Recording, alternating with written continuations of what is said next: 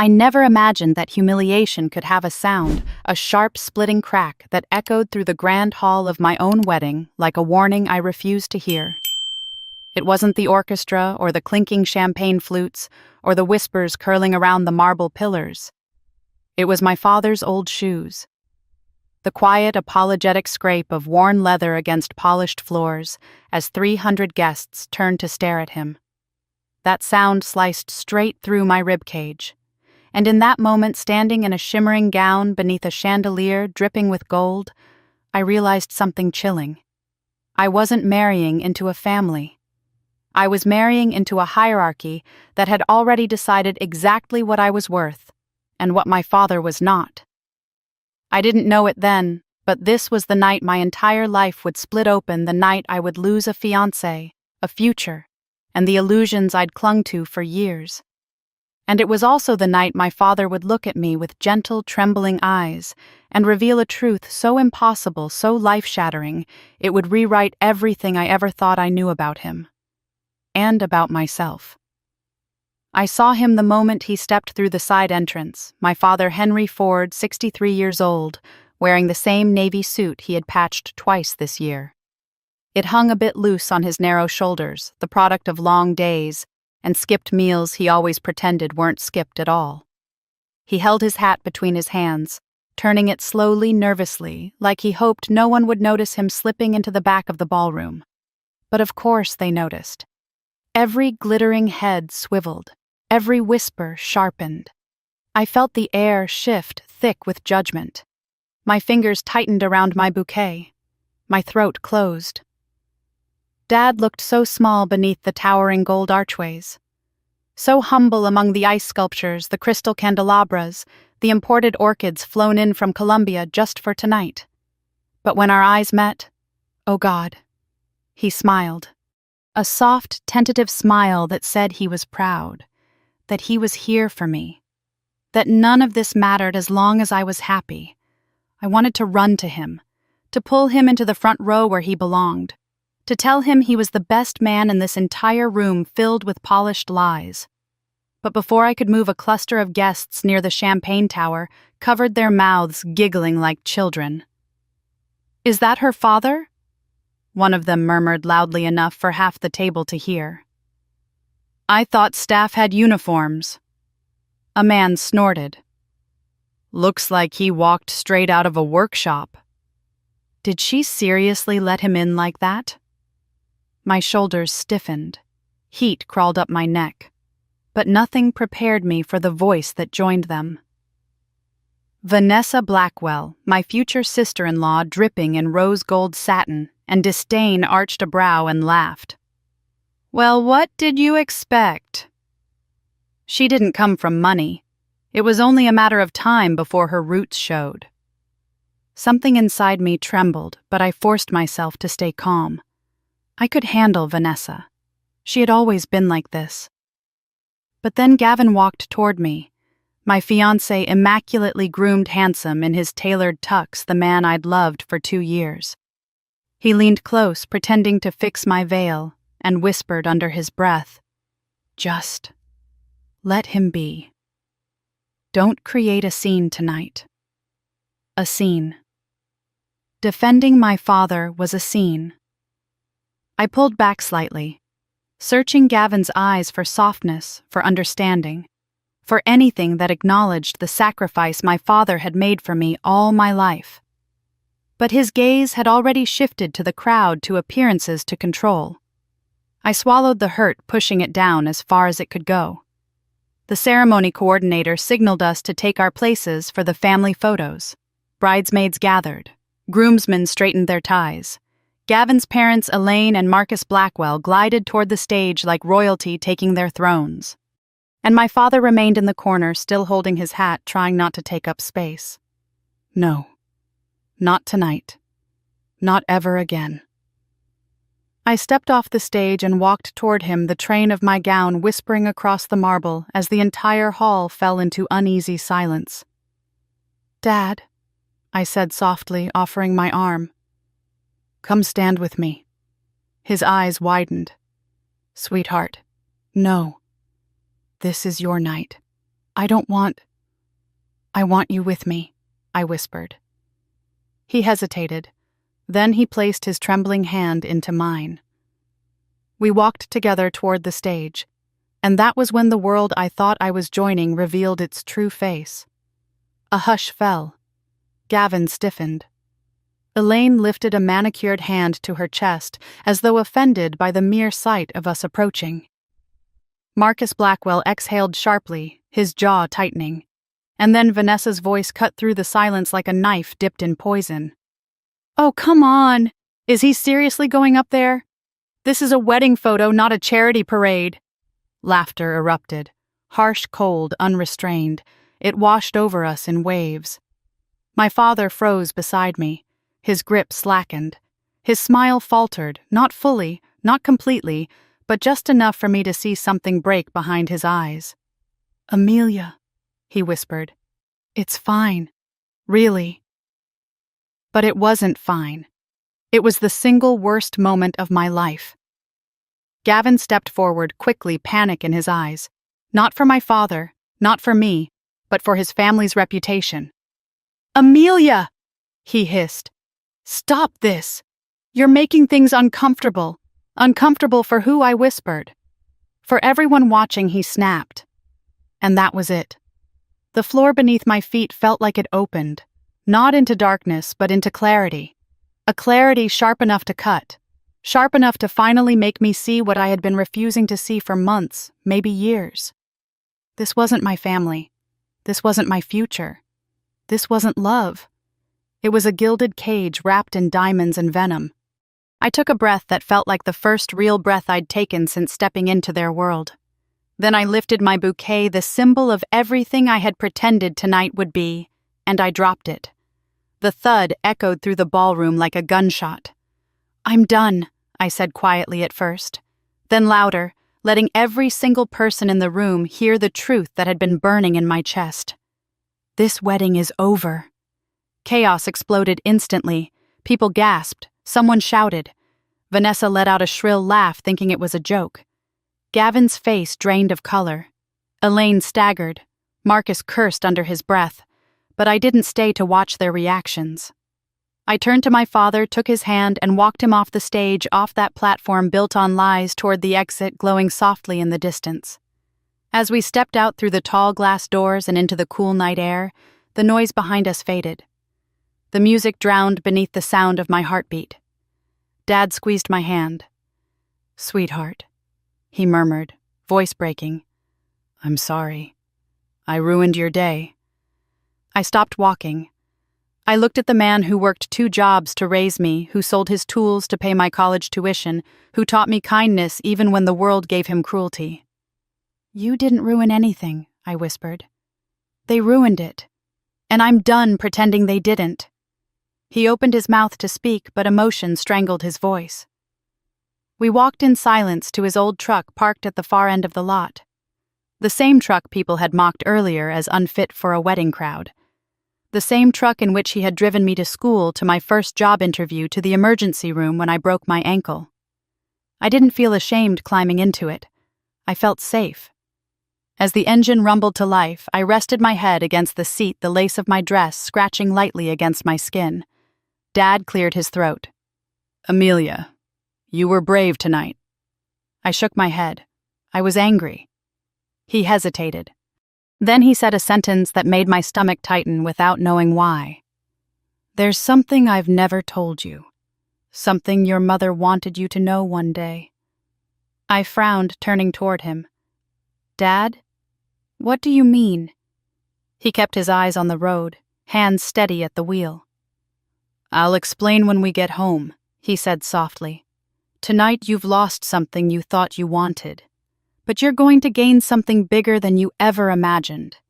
I wanted to question him, but exhaustion pulled me under. I closed my eyes as streetlights flickered past the windows.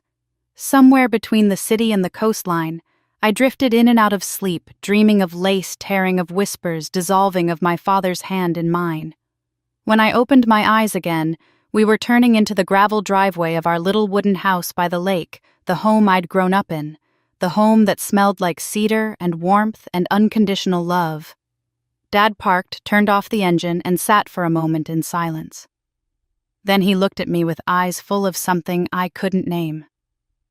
"Sweetheart," he said quietly, "it's time you know the truth about our family, about who your mother was, about who I am." He paused, took a breath, and whispered with trembling certainty, "I'm not the man they think I am. And I'm not the man you think I am either." The night air felt suddenly electric around me. "What are you saying, Dad?" He reached into his coat pocket and pulled out a small silver key, the kind that belonged to a safe, not a toolbox. A key I had never seen before. My heart pounded. "I'm saying," he murmured, "that the poor old man they mocked tonight is a billionaire." I stared at him, breath stolen from my lungs. The world didn't tilt. It shattered. And for the first time that night, for the first time in months, I had no idea what tomorrow would bring. But it would not be the future the Blackwells tried to force on me. It would be something entirely new. Dad didn't say another word as he stepped out of the truck, the gravel cracking beneath his old boots. The silver key glinted faintly in the porch light, swinging gently between his fingers, as though the weight of it had been waiting years to be lifted. I followed him slowly, still half in disbelief, half terrified that I had misheard everything he'd just said. Billionaire. The word didn't fit the man walking beside me in a coat he'd owned since I was a teenager, the man who saved plastic grocery bags and reused them until the print faded. But tonight nothing made sense anymore. My life had cracked open, and the truth, whatever it was spilling out whether I was ready or not. Inside the house, the warm scent of cedar and old books wrapped around me. This place had always been my anchor, the one constant in a world that kept shifting under my feet. Dad flicked on the lamp by the sofa, casting a pool of amber light across the small living room. Everything looked the same. The photographs of Mom on the wall, her soft smile frozen in time. The crocheted blanket she made draped over the couch. The ceramic mug collection Dad swore he'd downsize but never did. It was all familiar, safe. And yet the air felt strange, charged like the moment before lightning strikes. Dad sat down slowly, placing the key on the coffee table as though it were something sacred. I sat across from him, hands clasped tightly in my lap, still wearing the remnants of my ruined wedding gown. My mascara had smudged down my cheeks, creating faint shadows beneath my eyes. I didn't care. He studied me for a long moment before speaking. "I know tonight hurt you in ways I can't take back," he said quietly. "And I know the humiliation they threw at me made you feel like you were choosing between love and loyalty. But Amelia, what happened in that ballroom wasn't your fault. And it wasn't humiliation to me. It was a reminder. A reminder." My voice cracked. "Of what, Dad?" He leaned forward, elbows resting on his knees. "Of why I've kept my life quiet. Why I've lived small, even when I didn't have to." The words tightened something in my chest. "Dad, I don't understand. You said you're a billionaire. How? When? Why would you hide something like that?" His eyes softened. "Sit back, sweetheart. Let me explain." I drew a breath and nodded, bracing myself. "It started long before you were born," he began. "Your mother and we didn't come from the same world either. Catherine was brilliant, sharp as a tack. She could read a balance sheet like poetry. She worked her way up every ladder she touched, got promoted faster than anyone expected. She caught the attention of people who weren't used to hearing no. And she wasn't afraid to say it. A heaviness settled over him as he spoke her name. She wasn't born wealthy.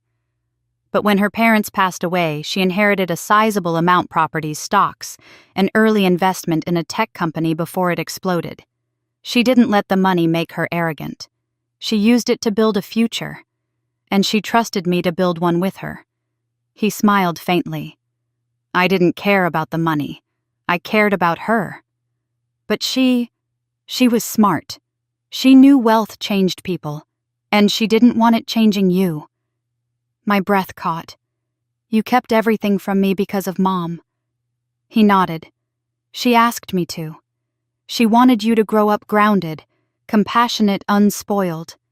She didn't want you to attract people who only saw dollar signs. Something inside me twisted. Suddenly, Gavin's face, his perfectly controlled smile, the cold flicker of annoyance whenever my father spoke, felt like a warning I should have noticed. Dad continued. So I lived simply, wore old clothes, drove the same truck. I kept every account private and every investment quiet. I didn't want the world to look at you and see opportunity. I wanted them to see you. The truth hit me hard. You did all of that for me. He reached out, taking my hand gently. I did it because it was the only promise I made to your mother that I knew I could keep. Tears stung my eyes again, but this time not from humiliation. From gratitude, from grief, from the feeling of finally seeing my father's heart clearly. Before I could speak, Dad's expression shifted, something deeper, heavier clouding his eyes. There's more you need to know, he said softly. And tonight proved its time. He picked up the key from the table and stood. I followed him down the hall past the framed photos and the faded wallpaper to the small locked room he'd always kept off limits. When I was a child, I thought it held Christmas presents or something fragile. As I grew older, I stopped asking. I respected his privacy. Now the truth was waiting behind that door. Dad inserted the key, turned it, and pushed the door open. A soft click echoed through the hallway. Inside, the room smelled of old paper and cedar. A single desk lamp illuminated stacks of files, notebooks, envelopes, and a black steel safe bolted to the floor. Dusty shelves lined the walls, but everything inside the room was meticulously organized, years of purpose, hidden behind a locked door. Dad walked straight to the safe and knelt down. This, he said, touching the handle, is why I'm telling you everything. He entered a combination I'd never seen him use, and with a slow metallic groan, the safe opened. My breath hitched. Inside were documents, thick-bound financial statements, legal contracts, property deeds, a navy blue folder embossed with the logo of a major tech giant, a collection of sealed envelopes, each labeled with dates that spanned decades. And on top of everything else lay a photo of my mother smiling at the camera, her hand resting protectively over her pregnant belly. I pressed a hand to my chest. Dad, this is your inheritance, he said softly. The one thing your mother wanted to protect. And the reason I let those people mock me tonight? I stared at him, confused. What does any of this have to do with the wedding? His voice dropped lower. Because if I had shown up in a tailored suit, or stepped out of a luxury car, or if anyone knew who I really am, you would never know who they really are. He paused. You wouldn't have seen their cruelty. The truth sank into me slowly, painfully. He'd allowed their insults, their disdain, their humiliations. He let them reveal themselves to me. You let them treat you like that, I whispered. You let them humiliate you, just to show me who they were. He nodded. They needed to show you, not me.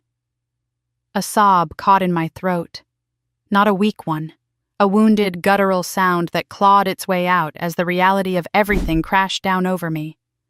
Dad reached for my shoulders, steadying me.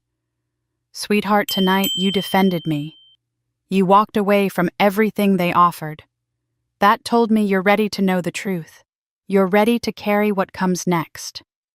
What comes next? I asked, barely breathing.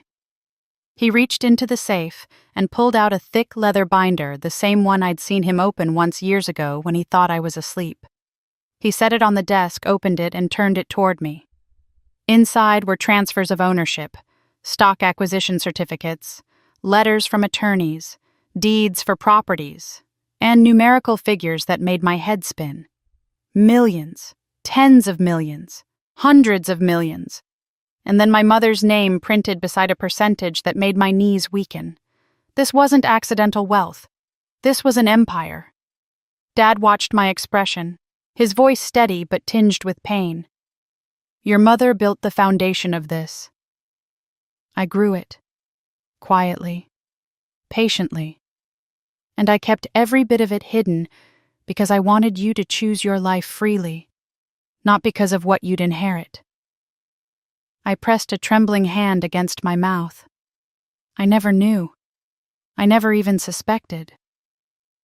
He smiled sadly. I hoped you wouldn't, for your own sake.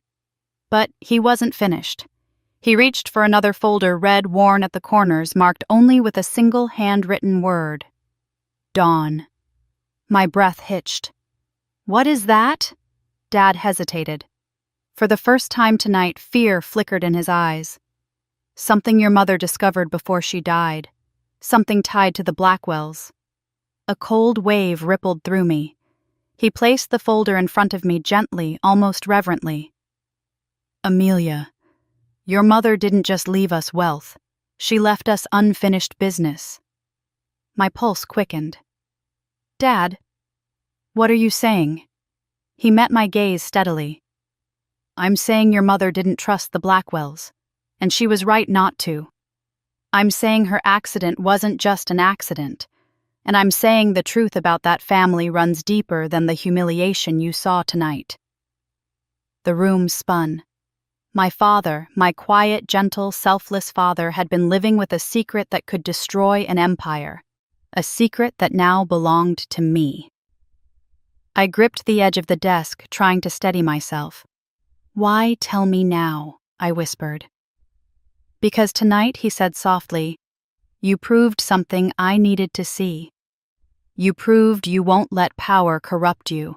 And you proved you won't tolerate injustice, not even when it costs you everything. I swallowed hard, overwhelmed.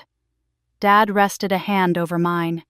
And because your mother wanted you to know that the world isn't always kind, but it always rewards courage. My throat tightened. Dad, I don't know what to do next. He closed the safe, locked it, and stood placing a warm, steady hand on my shoulder. You don't have to know tonight, he said. You just need to rest. Tomorrow, we start at the beginning, and I'll tell you everything. I nodded slowly, my mind swirling with fear, awe, grief, and something new, something fierce rising in the hollow left by heartbreak. Strength, the kind I inherited long before I knew it. Dad turned off the lamp, guiding me toward the hallway. As we walked, I looked back one last time at the darkened room, the safe, the red folder glowing faintly in my memory. My wedding day had ended in ruins. But somewhere in that wreckage, a new life, a truer life was beginning. And I could feel it. Everything I thought I knew was gone, and everything I needed to know was waiting for me in that locked room. Dad's words echoed in my head long after he guided me to my old bedroom. The same room with pale yellow walls, the same quilt my mother stitched, the same window overlooking the lake. Nothing had changed, and yet everything had changed. I sat on the edge of the bed in silence, still wearing the tattered remains of my wedding gown fingertips brushing over the fraying lace, as though the fabric itself held answers I didn't yet know how to face. My heart felt split clean in half, one part grieving the life I had walked away from, the other part bracing itself for whatever truth my father was ready to uncover. I didn't sleep. My mind replayed every moment of the night, the mocking laughter, Gavin's cold eyes, the bouquet hitting the marble floor, the shock on my father's face when I pulled him onto the stage, the quiet pain he tried so hard to hide. And beneath it all, the startling revelation he whispered into the shadows. I'm a billionaire. By the time the first faint streaks of dawn crept across the sky, exhaustion tugged at my limbs, but my thoughts refused to settle. I slipped out of bed and walked barefoot into the hallway. The house was still except for the soft hum of the refrigerator. I found Dad in the kitchen, already awake, already dressed, already making coffee like he always did, as if last night hadn't shattered the foundation of my world. He looked up when I entered. Did you sleep at all? He asked gently. I shook my head. Did you? I dozed for a bit, he admitted, then handed me a cup of coffee. You're going to need this. I took a sip, letting the warmth steady my trembling hands. Dad. I began quietly. I need to know everything. No more protecting me. No more waiting. Tell me who Mom really was. Tell me what she discovered. Tell me why you kept all of this in the dark. He studied me for a moment, his gaze heavy with the kind of sorrow that had been buried too deep for too long. Then he nodded. Come with me. We walked back to the locked room. He unlocked the door again, and I felt the same rush of cold air, the same weight of secrets pressing against my skin. Sit, he said, gesturing toward the chair beside the desk. This isn't an easy story to tell. I braced myself as he opened the red folder labeled Dawn. Your mother chose that name? He said softly. She always believed the truth would come to light eventually. He pulled out a faded photograph first. My mother stood beside a young woman in an office building, both confident, both bright-eyed, both full of promise. I didn't recognize the other woman. That's your mother with her closest colleague, Julia Kerr, Dad explained. They started in the same firm together. Smart, driven, exceptional women in a field dominated by men twice their age. Dad set the photo down gently. At that time, Marcus Blackwell was already a rising name in the world of corporate finance. He had influence connections, and a reputation for using both in ruthless ways. A chill crawled down my arms. Your mother and Julia uncovered something while they were auditing a set of accounts belonging to one of Blackwell's subsidiary firms. Money that didn't add up, funds being rerouted, offshore accounts tied to shell companies. They brought it to their supervisor. Instead of investigating, he warned them to leave it alone. I frowned. Why? Because the supervisor was being paid to look the other way. Dad replied simply, Your mother didn't back down. She was too principled for that. And she believed exposing the truth could save the company and its employees. He hesitated, jaw tightening. But the more she pushed, the more dangerous it became. My pulse quickened. Dangerous how Julia received anonymous threats, Dad said. Letters shoved under her car windshield. Phone calls late at night. Your mother, too. Blackwell wasn't a man who tolerated interference. My breath caught. Did she tell you everything? Not at first, Dad said, pain flickering across his face. She didn't want to burden me. But when Julia died, suddenly everything changed. A cold shock rippled through me. She died? How a car accident on Highway 12. Dad said quietly. The police ruled it mechanical failure. But your mother didn't believe that. Not for a second. The edges of my vision blurred. My mother's own fatal accident had always been described the same way. A mechanical failure, a coincidence, a tragedy without answers. Dad, I whispered, are you saying Mom thought Julia's crash wasn't accidental? He looked away. She was terrified. She thought she was being watched. She didn't sleep. She kept every document she collected locked away. She made copies and hid them somewhere only she knew. And she told me, if anything ever happened to her, I needed to protect you first. Then finish what she started. My heart twisted. And then she died, I said softly. He nodded, eyes brimming. 3 weeks after Julia.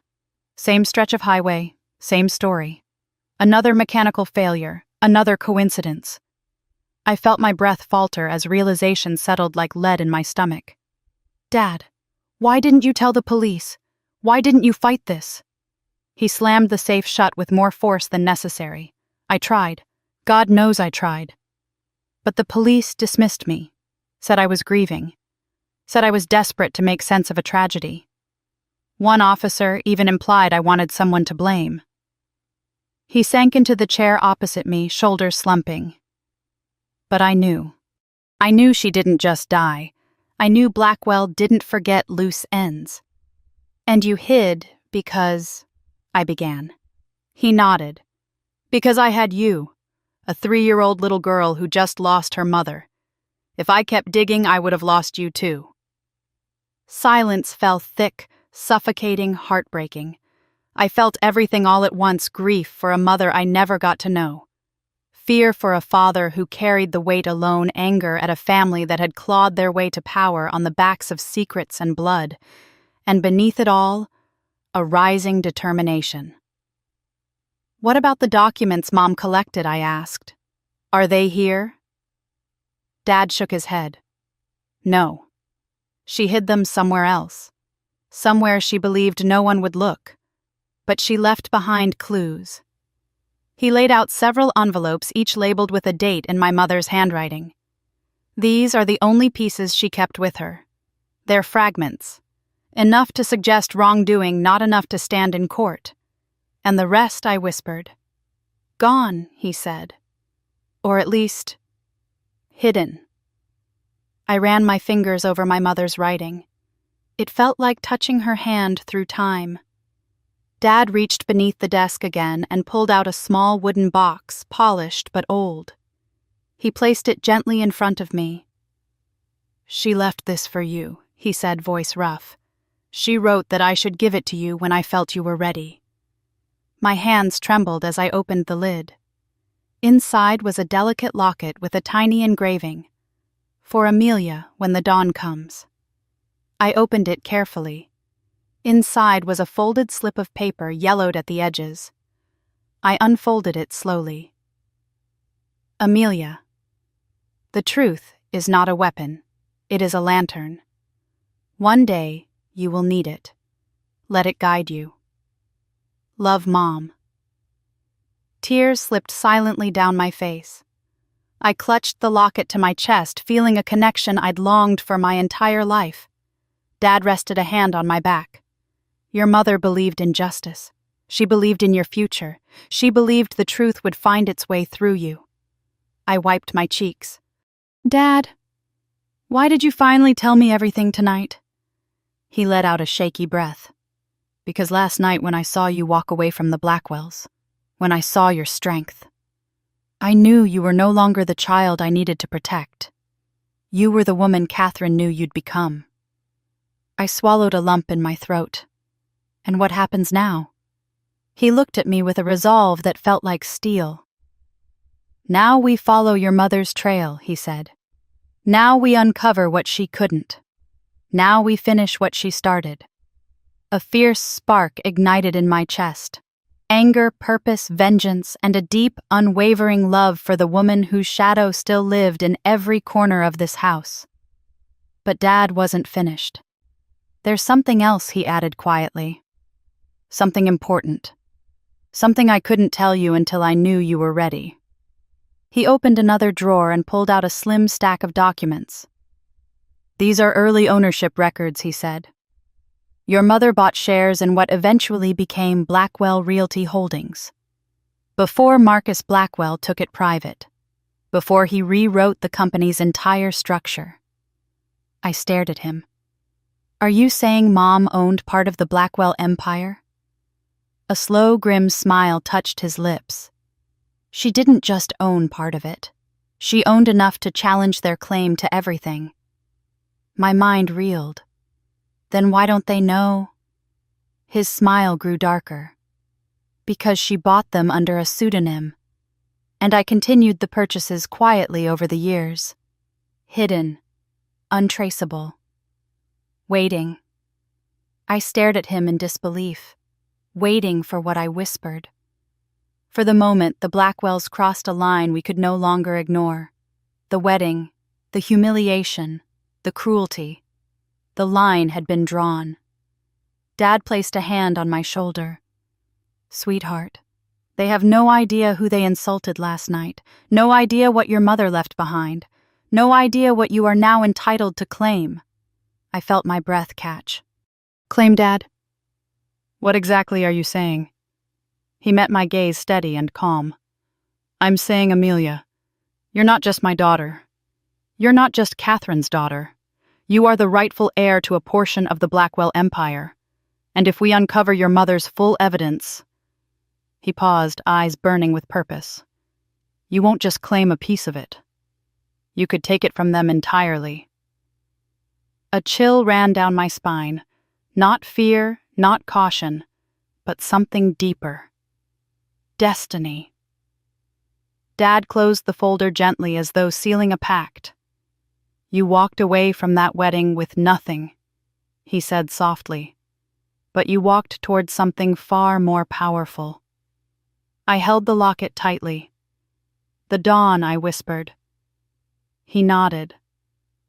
"Your mother always knew it would come." Outside the window, sunlight finally broke over the lake, scattering gold across the surface. A new morning, a new truth, a new beginning, and I felt it deep in my bones that I was no longer running from the Blackwells. I was walking toward them. The morning after my father revealed the truth felt strangely quiet, as if the world was holding its breath while waiting to see what I would do with everything I had learned. Sunlight filtered through the curtains in thin, shimmering lines, casting a warm glow across the living room. Dad sat at the kitchen table, reading glasses perched low on his nose, sifting through a stack of old documents like a man returning to a battlefield he once fled. I stood by the window sipping coffee that had long gone cold, staring out at the lake. The water was impossibly still. A mirror. A question.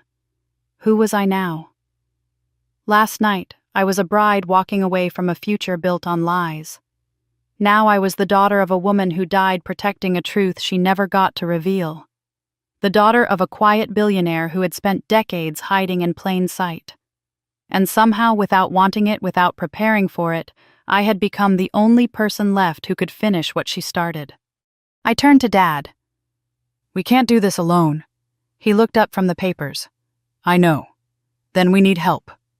My voice sounded steadier than I expected, fueled by a fire that had grown slowly through the night. "Someone who can dig where we can't. Someone with resources." Dad nodded thoughtfully. "Not many people I trust with this." "We don't need many," I said. "Just the right one." His lips quirked in a knowing half-smile. "I have someone in mind."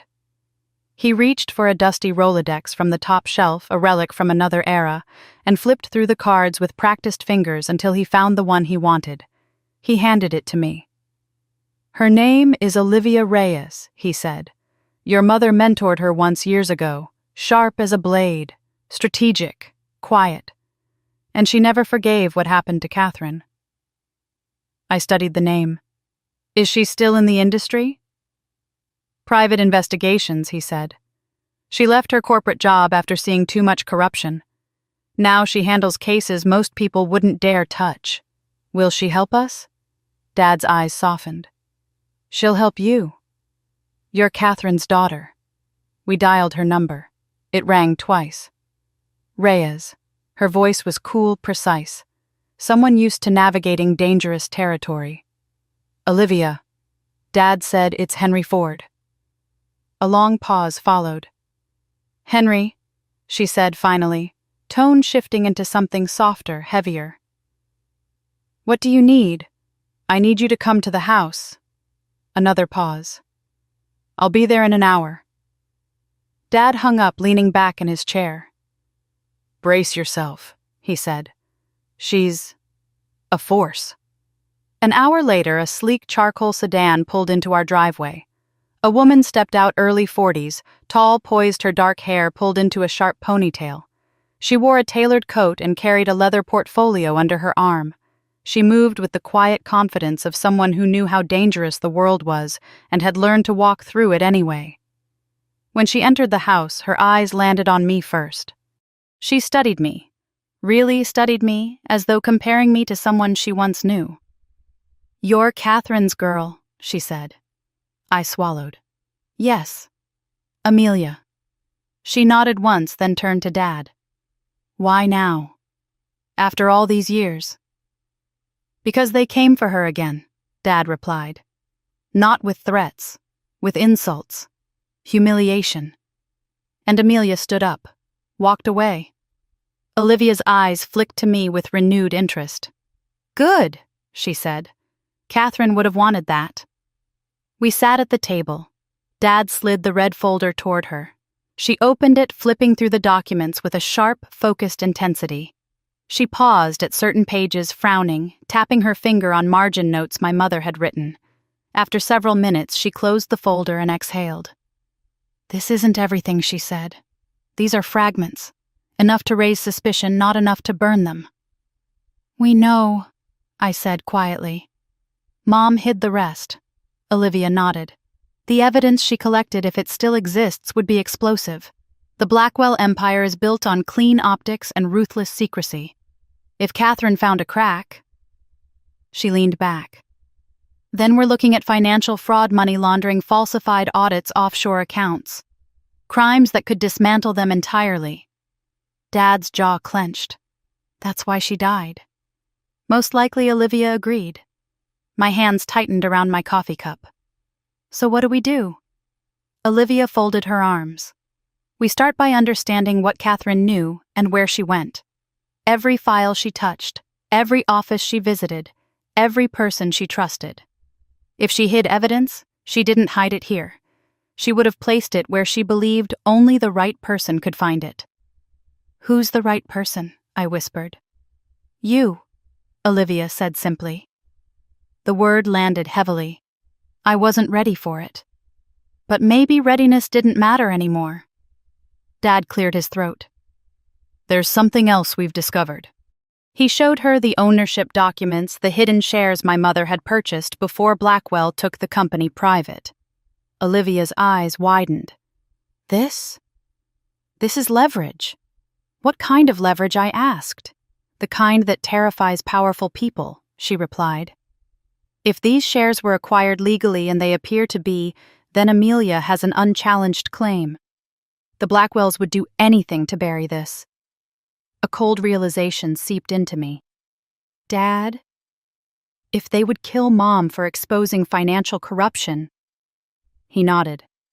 "They'd kill to protect ownership, too." Silence fell. Thick. Heavy. Final. Olivia broke it. "We move carefully," she said. Quietly. No sudden noise. No confrontation until we understand the full landscape. "And Gavin," I asked, the name tasting bitter on my tongue. "Did he know anything about this?" Olivia hesitated. "Not directly. He never handled his father's darker dealings. Marcus kept him intentionally clean, public-facing, charming, presentable. But naive. Useful." My stomach twisted. A mixture of betrayal grief and something else relief. Relief that walking away from him had not been a mistake. Olivia continued. "But make no mistake, if he learns what you're holding, he will side with his family." Dad nodded grimly. "Which is why we need to keep Amelia safe." The room suddenly felt colder. "Safe?" I asked. "You think they'd come after me?" Dad reached across the table, taking my hand. "Sweetheart, if the Blackwells even suspect you're digging into Catherine's files, they will stop at nothing to silence you." A chill ran through me, sharp and immediate. "Then why are we doing this?" Olivia answered before Dad could. "Because your mother died trying to do the right thing. And because powerful families don't crumble from the top, they crumble when the truth they buried refuses to stay buried." I swallowed hard. "So where do we start?" She opened her portfolio. Inside were neatly organized documents, maps, photographs, old employee records. "I've spent years quietly gathering fragments of my own," she said. Information about the Blackwell network, their shell companies, their offshore accounts, their charitable fronts, even some of their partners. She laid a photograph of Marcus Blackwell on the table, smiling confidently beside a charity banner. "A man who hides behind philanthropy is almost always hiding something bigger," she said. She placed another photograph, this one of Gavin looking polished at a gala with a shadow of Marcus lurking behind him like a puppeteer. "And a man who marries into wealth often ends up a pawn." I looked away, the wound still fresh. Olivia cleared her throat. "There's a location your mother visited repeatedly in the weeks before her death, a storage facility near the old financial district. She made payments in cash. No rental agreements in her legal name. But the timing lines up with the days she told you she was working late. My breath caught. You think she hid the missing evidence there? It's possible, Olivia said. It's the strongest lead I've found. Dad nodded slowly. I avoided that place for years. Too many painful memories, too much fear about what I might find. I placed a hand on his arm. Then we'll do it together. Olivia closed the folder. We go today. Dad blinked. Today? Yes, she said firmly. The Blackwells will be busy handling the wedding fallout for at least 48 hours. They won't suspect anything in the meantime. It's the safest window we'll ever have. Dad hesitated only a moment before nodding. Let's go. We gathered the essentials copies of Mom's notes, the locket, my phone, a spare set of gloves Olivia handed us just in case. I changed into jeans and a sweater, pulling my hair into a low ponytail, leaving behind the last pieces of my ruined gown on the bathroom floor. As we headed to the car, I felt a strange mix of dread and empowerment. Last night I had been a girl running away from a wedding.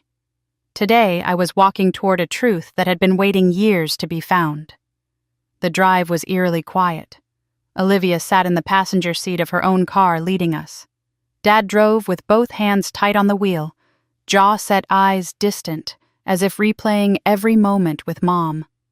I stared out the window at the thinning trees, the stretch of road curling like a question mark ahead. When we finally arrived, the storage facility stood at the edge of an industrial district. Faded metal doors cracked concrete rows of units stretching into the distance like silent witnesses. Olivia parked and stepped out. The unit she visited was 117, she said. It hasn't been rented in years. The management rotated so quickly that no one noticed the irregular history. Dad exhaled shakily. 117, he repeated. Catherine's birthday. My heart squeezed. We approached the row of units. The numbers passed one by one. 113, 114, 115, 116, then 117. The metal door was rusted, padlocked cobwebs clinging to the corners. Olivia kneeled down, inspecting the lock. This looks original, she said. No signs of forced entry. Whatever she placed inside, it's still here. She stood. Ready. I looked at Dad. He nodded. Olivia snapped the lock open with a tool, and together we lifted the door. Dust swirled in the stale air. Inside the unit was a single wooden trunk. Nothing else. My hands shook as I stepped forward.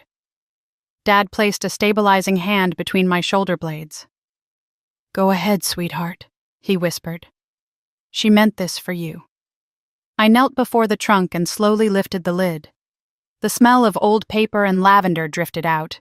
Inside were file folders, photographs, USB drives, notebooks, and on top a single envelope with my name written in my mother's elegant script.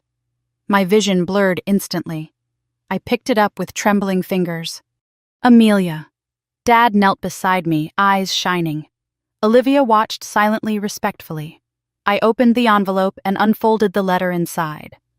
My hands trembled as I read my mother's words for the first time in decades, words she had written for a future she hoped I would one day be strong enough to face. And as her voice reached across time and loss to speak to me, I knew without a shred of doubt this was only the beginning. The paper trembled in my hands long before I realized it wasn't the paper. It was me. My mother's handwriting stretched across the page in soft, looping strokes, each letter carrying a warmth that reached through the years and laid a gentle palm against my heart. Dad knelt beside me, silent, reverent, like he was watching Catherine herself step back into the room. Olivia stood near the entrance of the storage unit, her sharp gaze softening as she sensed the shift in the air. I drew a breath and began reading. My dearest Amelia, if you are holding this letter, it means the truth has finally found you. It always does. I'm so sorry I cannot be with you when you read this. But I need you to know that everything I did, every risk, every fear, every long night, was for you, for the woman I believed you would someday become. My vision blurred instantly. The words bent and swam, but I kept reading. I have uncovered something dangerous, something powerful men would rather die than let the world find out. If they cannot silence me, they will try to silence the truth itself. So I am leaving pieces of that truth behind, hidden where greed cannot reach, and where courage will eventually lead you. Dad exhaled shakily beside me. I felt his hand on my shoulder, anchoring me, grounding me as I swallowed back the knot rising in my throat. The letter continued. Do not be afraid, Amelia. Fear is what they count on. You must be brave where I no longer can be. You must see what I can no longer show you, and you must protect what I can no longer guard. The words blurred again. I blinked them into clarity. There is someone you will need, someone who loves you enough to walk beside you through darkness and dawn. Your father. He may appear ordinary to the world, but he is extraordinary in the ways that matter. Trust him. Always. My heart cracked. Dad covered his mouth, shoulders trembling. Love. Mom. My hand drifted to my chest, to the small locket still warm against my skin. I held the letter close, absorbing every word, every ounce of my mother's voice echoing across a lifetime of silence. When I finally looked up, Olivia's eyes glistened not with tears, but with a fierce, protective energy. She nodded at the trunk. We need to see what else she left. Dad helped me place the letter back in its envelope, then gently shifted the trunk's contents so we could sort through them. The air inside the storage unit seemed to grow thicker with each layer we peeled back, each secret that emerged from the dust. The first stack of documents was straightforward bank transfers, financial statements, copies of shell company filings, a map of money trails, evidence of fraud. Olivia's eyes narrowed. She was tracking the Blackwell offshore network. Some of these names, they're still active. Dad pulled out a folder labeled Marlin Group. This was one of their earliest shell companies, he said quietly. Marcus funneled millions through it during the acquisition years. And hid it as real estate assets, Olivia muttered. Typical. I sifted deeper and found a black notebook. I opened it carefully. Inside were my mother's handwritten notes. Page after page of timestamps, names, meeting dates, irregular transactions, whistleblower conversations. A lifetime of truth captured in ink. I whispered, she documented everything. Olivia nodded. Enough to force an inquiry. Enough to destroy them. Enough to get her killed. Dad added, voice breaking. We kept going. Under the documents were photographs, grainy snapshots taken from a distance. Marcus Blackwell shaking hands with a man I didn't recognize. Gavin's mother, Elaine, slipping into an unmarked car late at night. A warehouse bearing the logo of a shipping company tied to tax evasion scandals. My pulse quickened as I held up the photo of Marcus. What is this blackmail? Olivia said simply. Insurance. She was preparing to expose them. Dad rubbed his eyes. Your mother wasn't reckless. She gathered evidence carefully. But she trusted the wrong person. Olivia stiffened. Who Dad swallowed? Her supervisor. The one she reported to when she found the discrepancies. Olivia's jaw clenched. Richards. The name struck like a cold knife. You know him? I asked. Oh yes, she replied tightly. He and Marcus were closer than anyone realized. Catherine, trusting him, sealed her fate. I felt the room tilt slightly. The ground beneath my knees felt unstable, as though the truth was pulling at me, unraveling the version of my childhood I had believed in. I pushed further into the trunk. At the bottom was a small metal lockbox. With trembling hands, I lifted it out. Dad, I whispered, do you know what this is? He stared at it. She bought that box the week before she died. She wouldn't tell me what was inside. The lockbox had no key.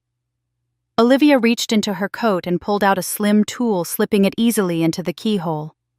Within seconds, the latch clicked open. Inside was a single USB drive, a tiny, innocuous object. But the moment Olivia saw it, her breath caught.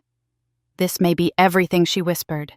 "If she digitized the files she couldn't carry or hide physically." Dad sank onto a nearby crate. My God. I turned the USB over in my hand. It was unmarked. "Do we open it now?" I asked. Dad nodded slowly. "Not here. It might carry security risks. And we don't know what protections she put on it." Olivia agreed. "We take it home. I have equipment that can open it safely."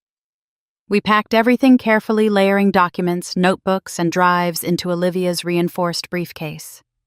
When we lifted the trunk's lid to close it, I noticed something wedged in the back corner. A sealed envelope, with my mother's handwriting again. This one was addressed not to me, but to my father. My breath stalled. "Dad, this is for you." His face crumpled as he took the envelope. His hands trembled while unsealing it, and I leaned close, reading over his shoulder as he unfolded a single page. "Henry, if I do not return, please forgive me. I know you told me to stop. I know you were right. But I could not look myself in the mirror if I let them continue. If anything happens to me, promise me 2 things. Raise Amelia away from this darkness, and only give her the truth when she is strong enough to choose what to do with it. She is her father's courage and her mother's fire. She will know what to do. Yours always, Catherine."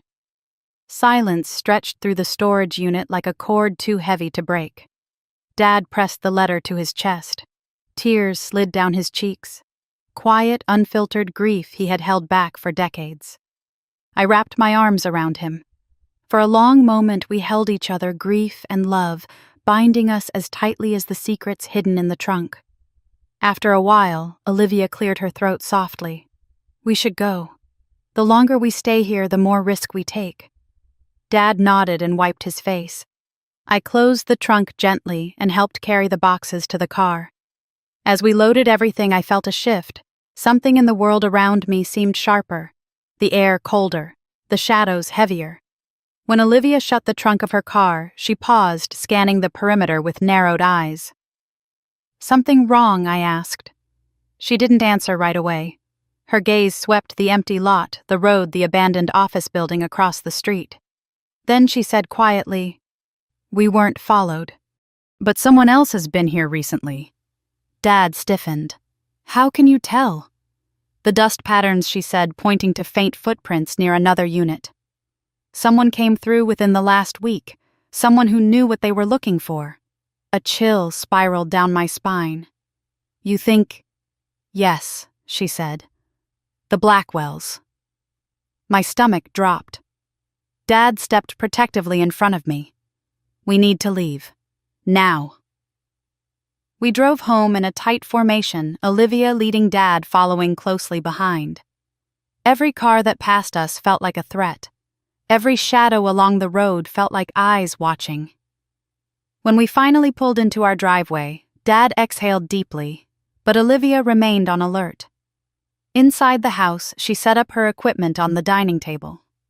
The USB drive sat in the center like a ticking bomb. "This may take a while," she said. "Your mother encrypted her files. She was smarter than all of us." Dad forced a weary smile. "Yes, she was." While Olivia worked, I stepped onto the porch to breathe. The lake glimmered under the afternoon sun, peaceful, untouched by the chaos unraveling the ground beneath my feet. I touched the locket again. "Mom," I whispered, "I wish you were here." When I turned to go back inside, I saw Dad standing in the doorway watching me with the softest, saddest smile. "She is," he said. I walked toward him and he held the door open. Inside, Olivia straightened with a sharp inhale. "I'm in." Dad and I rushed to her side. "What did you find?" I asked. Olivia clicked open the first file. My breath froze. It was a complete, time-stamped archive of every fraudulent transaction Catherine had uncovered. Names, dates, locations, offshore transfers. Shell corporations, bribes, all tied back to one man, Marcus Blackwell. Olivia pulled up the next file. Emails, threats, and then my heart stopped. Proof that the mechanical failure in my mother's car had been staged. My father's hand closed around mine, trembling. Olivia whispered, "Amelia, this is enough to destroy them." I stared at the screen pulse hammering. The Blackwell empire wasn't just corrupt, it was built on blood, and my mother had died trying to expose it. A slow, fierce heat ignited in my chest. Not rage, not vengeance, but something deeper. Purpose. I looked at Dad. "They took everything from her," I said softly. "And from you," he replied.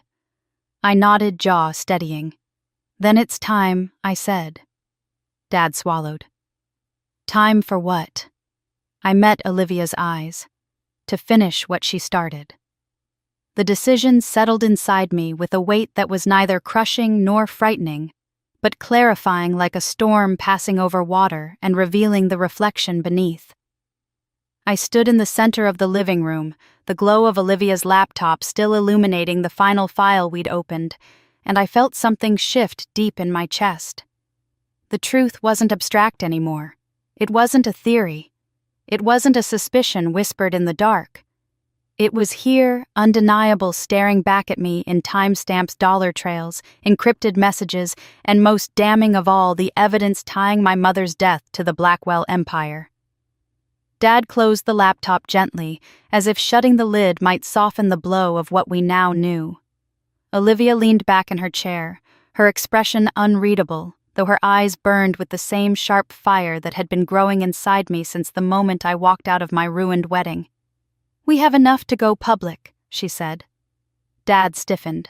"No, not yet." I looked at him. "Dad." He shook his head resolute. "If we release this now without a plan, without knowing who the Blackwells have in their pocket, it could backfire. They have lawyers, influence, media contacts, money, and desperation." Olivia nodded slowly. "He's right. They'll bury this before it reaches a courtroom." My jaw tightened. "So what do we do?" Dad took a long breath. "We expose them from the inside." The room went silent. Olivia tilted her head, intrigued. "Meaning Dad met my gaze. Meaning Amelia walks back into their world not as Gavin's almost bride, not as a humiliated outsider, but as someone they underestimate. Someone who knows the truth. Someone who can get close enough to destroy them where it hurts most." My pulse thudded in my ears. "Dad, you want me to go back?" He approached me slowly, placing his hands on my shoulders. Not to ask forgiveness, not to reconcile, to infiltrate. I swallowed hard. The idea terrified me. It also electrified me. "They'll never suspect you," he said quietly. "Right now the Blackwells think they've won. They think you're broken, embarrassed. They think I'm nothing more than the poor old man they mocked." Olivia smirked. "Their arrogance is our advantage." I looked between them, feeling the gravity of the moment. But how, I asked? What reason would I have to return? Dad exchanged a glance with Olivia, and she gave a small smile. "You won't go back as a victim," she said.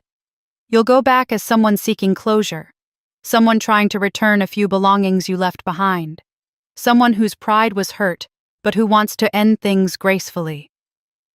I winced at the idea of seeing Gavin again, at the thought of walking into the mansion where I'd almost said I do.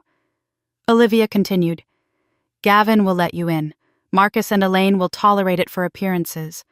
They don't want a public scandal. If you come back looking calm, they'll assume you've accepted the situation." And then I whispered.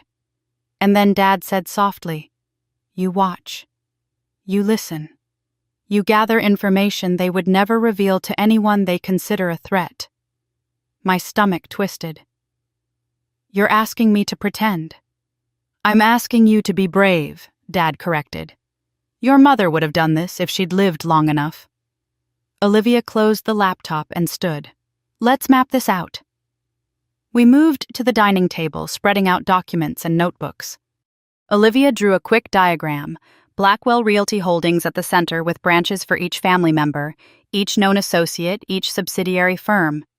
"This isn't just a family," she said. "It's a machine, and every machine has weak points." Dad pointed to Marcus's branch. "He controls the finances. He's the architect of the fraud, but he also has the most to lose." Olivia pointed to Elaine. "She manages their social connections, charity events, fundraisers, philanthropic boards. She's the public face. If her credibility cracks, it spreads fast." My eyes moved to the last branch, Gavin. "And him?" I asked. Olivia exchanged a look with Dad before answering. "He's their shield. Polished, likable, safe. Investors trust him. Donors adore him. He's the only one who can make Marcus look respectable." Her voice softened slightly. "And he loves you in his own way." I froze. The words hit me with unexpected force. "He doesn't love me enough," I whispered. "No," Olivia agreed. "But he loves you enough to believe you're harmless, and that is your way in." Dad's jaw clenched, protective instinct rising again. "Amelia, if you don't want to do this..." But I raised my hand to stop him. "I want to." Both of them paused. I took a breath, feeling my resolve crystallize. Mom didn't die for nothing. She didn't collect all this evidence so it could rot in a storage unit. If I can get close enough to them to understand their current network, their allies, their panic points, then we can strike where it matters. Dad studied me, his eyes full of worry and pride all tangled together. "If they sense anything, they won't," I said. "They never really saw me at all." Olivia pulled up a timeline. "We'll need to move quickly. The media still doesn't know the wedding collapsed. The Blackwells will work fast to spin a narrative. This is our chance to stay ahead." I closed my eyes briefly, imagining it, walking into their mansion again. The cold marble floors. The staff trained not to look too long. Vanessa's smirk. Elaine's calculating gaze. Marcus's slow, condescending appraisal. And Gavin, the man I almost promised my life to, looking at me with pity or worse, indifference. Fear flickered in my chest, but beneath it burned something stronger. "I'll go tomorrow," I said. Dad's breath caught. "So soon? If I wait," I said, "I'll lose my nerve." Olivia nodded approvingly. "Good. We'll prepare." The rest of the day passed in a blur of planning. Olivia coached me on what to say, what not to say, how to deflect questions, how to let silence work in my favor. Dad pulled up old files showing the early years of my mother's investigation, helping me understand the patterns. But as dusk settled over the lake and the house filled with the familiar hum of cicadas, the weight of what I was about to do grew heavier. Later that night, I stepped outside alone, standing by the water as moonlight rippled across its surface. The cool air brushed against my skin, carrying the scent of pine and something older, something grounding. I whispered into the night, "Mom, I hope you're with me." Behind me, footsteps approached softly. "Dad." He didn't speak right away. He stood beside me, hands in his pockets, watching the moonlit reflection. "You remind me of her," he said finally. "Not just in looks, in spirit." I swallowed. "Do you think she'd approve of this?" He paused. "I think she'd want justice, and I think she'd trust you to find it." The lump in my throat grew unbearable. "Dad, what if something happens to me?" He turned to me, eyes full of a depth of love that made my breath catch. "Then I'll move heaven and earth to keep you safe. You're not alone in this." I rested my head against his shoulder. He wrapped an arm around me, and for a moment I was a child again, safe in the world because he was there. "I'm scared," I whispered. "So am I," he admitted. "But courage isn't the absence of fear. It's doing what must be done in spite of it." I nodded against his shoulder. When we returned inside, Olivia had packed up her equipment and was preparing to leave. "I'll run deeper analysis tonight," she said. "You'll have everything you need by morning. And, Amelia," she paused, "you're stronger than you realize." I managed a small smile. "I hope so." After she left, Dad walked me to my room. I changed into pajamas, washed the last of my smeared makeup from my face, and sat on the edge of the bed, staring at my reflection in the small mirror. I didn't look like the woman who had stood in a ballroom full of laughter and shame. I didn't look like the woman who had just learned her mother was murdered. I didn't look like the woman who was preparing to return to the place where everything had fallen apart. I looked like someone new, someone forged in a single night. A knock at the door gently pulled me from my thoughts. Dad peeked in. I just wanted to say, "I'm proud of you." My voice wavered. "I'm proud of you too, Dad."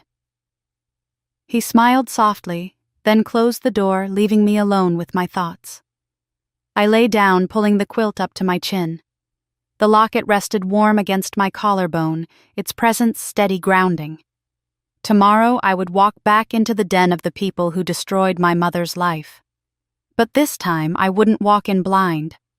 Tomorrow I would step into the Blackwell mansion not as a bride-to-be, not as a woman begging for acceptance, but as Catherine Ford's daughter. And I was ready. I arrived at the Blackwell estate just after 10 the next morning, the sky overcast heavy with the kind of gray light that made everything feel suspended in time. The iron gates opened slowly, groaning like they resented letting me in again. I drove through, my heart pounding so fiercely I could feel the vibrations in the steering wheel. The mansion rose ahead, grand, cold, intimidating, its marble facade gleaming despite the dull morning air. The same place where I once imagined a future. The same place where my mother's killers lived in luxury. The same place where I had stood days ago in a gown of ivory satin thinking I belonged. Now it felt like a labyrinth built on lies. I parked in the circular driveway. For a moment I sat still, gripping the steering wheel, letting the gravity of what I was about to do settle into my bones. Olivia had told me to breathe, to keep my posture relaxed, to speak slowly and reveal nothing. Dad had hugged me before I left, whispering, "Remember who you are." But none of that mattered now. The only thing that mattered was keeping my voice steady when I walked inside. When I finally stepped out of the car, the front door opened immediately. Gavin stood in the doorway, his expression a mix of shock, guilt, and something else. Relief. "Amelia," he said, stepping forward as though I might vanish if he didn't reach me quickly. I wasn't expecting. Are you okay? Why didn't you call? I've been worried sick. Worried sick. Funny how those words meant something different now. I mustered a soft, controlled smile. "Hi, Gavin. I just wanted to talk, to get some closure." He swallowed hard. "Of course. Come in. Please." The foyer was just as I remembered, too white, too polished, too immaculate. A museum, pretending to be a home. I walked inside, forcing myself not to look at the chandelier where I once imagined our first dance. Gavin hovered close, but didn't touch me, as though he wasn't sure he was allowed to anymore. "Let's go to the sitting room," he suggested. "My parents are in town, but they'll be back soon. Vanessa's upstairs. It's just us for now." Perfect, I thought. Exactly what I needed. We entered the sitting room, gold accents, velvet chairs, a view of the expansive lawn. This room had always made me feel small, as though my worth depended on how quietly I could sit on expensive furniture. Gavin gestured to the sofa. "Sit, please." I did. He sat across from me, elbows on his knees, studying me with those gentle blue eyes I once trusted. "I didn't think you'd ever want to see me again," he said quietly. I clasped my hands to steady them. I needed time to process. Everything happened so fast. He nodded, staring at the floor. "I know, and I'm sorry. God, Amelia, I never wanted any of that to happen. I never wanted you to feel embarrassed or overwhelmed. Embarrassed. Overwhelmed. Interesting words for what had been deliberate cruelty orchestrated by his family. I forced my face to stay soft. I didn't come here for apologies. His eyes shot up. Then why closure? I repeated, to end things gracefully. To try to understand. He exhaled in relief. Good. I want that too. I want us to part without bitterness. Bitterness. Another interesting word. He leaned back slightly. Amelia, that night my father, my mother, Vanessa, they were under a lot of pressure. They weren't thinking clearly. I held his gaze steadily. They mocked my father. He winced, running a hand through his hair. They shouldn't have done that. I know. And I should have stepped in. I froze. I was trying to keep everything from falling apart. It fell apart anyway, I whispered. He nodded painfully. I know. And I regret it. I regret all of it. Silence stretched between us. His voice softened. I still care about you. I didn't answer that directly. Instead, I let the moment settle, then shifted the conversation gently toward what I had come for information. Gavin, I began lowering my voice. I know your family has been going through a lot lately. The business, the investors pulling out. I'm sure the wedding incident didn't help. He sighed heavily, rubbing the bridge of his nose. You have no idea. My father is losing his mind. The board is restless. The finances are strained, and we had to cancel 2 major partnerships this week alone. He blames me for everything. My breath caught. Blames you, why? Because I couldn't keep you, he said, voice cracking. Because the wedding falling apart made us look unstable, vulnerable. Investors hate vulnerability. I swallowed slowly. Vulnerable was a good word. Vulnerable people made mistakes. Your father's business, I said lightly, wasn't it doing really well? His expression darkened. It was. Until recently. Something's been happening behind the scenes. Something big. My father hasn't slept in days. He keeps taking these private calls and disappearing into his study for hours. I don't even know what's going on anymore. A pulse of adrenaline raced through me. Something big. Private calls. Business strain. Investors pulling out. It was already happening, the early ripples of the truth my mother left behind. I kept my tone gentle. Have you asked him what's wrong? Gavin let out a short, bitter laugh. He doesn't tell me anything. Never has. I'm just the face he puts on brochures and charity boards. He keeps the real business buried somewhere I'm not allowed to see. I leaned forward slightly. Do you want to see? He blinked at me, startled by the question. I continued softly. You're his son. Don't you deserve to know what's going on, especially if it affects you? His gaze softened, vulnerable in a way I had never seen. Of course I want to know. But he'll never let me in. You saw that yourself. Yes, I whispered. I did. A long silence followed. A silence that opened a door. He looked at me again, confusion flickering in his eyes. Why does it matter to you? Why ask these questions? I offered a tired, wistful smile. Because I'm trying to understand who you really are, and what you're up against.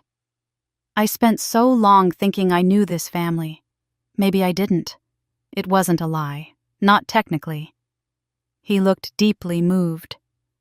Amelia, I wish things had been different. Before I could respond, footsteps echoed from the hallway. I stiffened instinctively. Elaine Blackwell entered the room, her expression tight as drawn wire. Her eyes landed on me with a practiced smile that didn't touch her eyes. Amelia, she said smoothly. I didn't expect to see you. I rose politely. Hello, Mrs. Blackwell. I just came to speak with Gavin. Her gaze skimmed over me like I was an item she was appraising. I see. Well, this is a surprise. Behind her came Marcus Blackwell, adjusting his cufflinks expression sharp and unreadable. His eyes zeroed in on me with something like irritation, or perhaps suspicion. "Miss Ford," he said with a cool nod. "Did we forget something at the venue?" "No," I replied calmly. "I just wanted closure." Marcus's jaw flexed. "Closure. Right." Elaine stepped beside him, touching his elbow lightly. "We're all trying to move forward, aren't we?" Gavin stood quickly. "She just came to talk, Mother." Elaine's smile tightened. "Of course." Marcus didn't smile at all. His gaze felt like a weight on the back of my neck. "We should talk privately," he said to Gavin, but his eyes stayed on me. The temperature in the room seemed to drop. I felt danger coil somewhere unseen. Gavin turned to me. "Amelia, could you wait here for a moment? I'll be right back." "Of course," I said softly. The three of them left the room. The moment they were gone, I exhaled shakily. I didn't have much time. The longer I stayed, the more likely they'd start asking questions I wasn't ready to answer. I looked around the room carefully. The Blackwells were wealthy, but they were also careless in their arrogance. Their study doors usually remained locked, but I remembered something. Something small. Something from weeks before the wedding. One evening, Gavin had shown me where they kept old photo albums tucked away in a side cabinet near the hall. That cabinet also sat beside a small control panel, one I had barely noticed at the time. The home's internal network hub. My heart raced. Olivia had given me a small encrypted scanner, something simple, innocuous, disguised as a pen. If I could plug it into the control panel's port, it could map the device names on the household network. If Marcus kept any files or calls synced to in-house servers, we could track them. I stood slowly listening for footsteps. None. I moved down the hallway, the click of my heels muffled by the thick carpet. I reached the cabinet, crouched down, and slipped the panel open. There it was, a small network port. I slid Olivia's device into the slot and watched it blink faintly. Seconds passed. Footsteps approached from deeper in the house. My pulse spiked. The tiny light flashed green. Downloaded. I pulled the device free and slipped it into my pocket just as a figure appeared at the end of the hall. Vanessa. Her arms were crossed, her eyes narrowed. "Well, well," she said, smirking. "Look who crawled back." I straightened, forcing a slow breath. "Hello, Vanessa." She tilted her head, sizing me up. "You think you can just waltz in here after humiliating my family?" I think I said calmly, "That what happened humiliated me too." She scoffed. "Please. You're the one who caused the scene." I didn't respond. There was no point. Vanessa thrived on reaction. "Well," she continued, her voice dripping condescension, "don't get too comfortable. My mother doesn't want you here, and my father thinks you came to make trouble." I lifted an eyebrow. "Then why did Gavin let me in?" Her jaw tightened. "Exactly." Before she could respond, Marcus's voice boomed from down the hall. "Amelia." I turned. He approached with a stiff smile. "We've had our discussion. Gavin will walk you out." The dismissal was clear, but something in his eyes, a flicker of unease, a tension he couldn't hide, told me he suspected nothing yet. They all believed I had come for closure, for pity, for scraps of emotional mercy. Instead, I was leaving with something far more valuable. Gavin emerged behind him, looking conflicted. "Can I walk you to your car?" I nodded. We stepped outside. The air smelled of damp stone and clipped hedges. Before I could speak, Gavin touched my arm lightly. "Amelia," he whispered, "I don't know what's going to happen next, but please be careful." His concern was real, but his loyalty would never belong to me. I pulled my arm gently away. "Goodbye, Gavin." He looked devastated, but he didn't follow me. I walked to my car with steady steps, slid inside, closed the door, and only then let out the breath I'd been holding. In my pocket, Olivia's scanner pressed against my thigh. Evidence. Access. Entry points. Weaknesses. Everything we needed to go further. I started the engine. For the first time since the wedding fell apart, a fierce, unshakable certainty filled me. This wasn't the end. It was the first strike. The Blackwells had no idea what was coming, and neither did I. Not yet. Dad was pacing the living room when I returned home, his hands clenched behind his back, his shoulders tight with worry. The moment he heard the front door open, he rushed toward me, eyes scanning for any sign I'd been hurt or followed.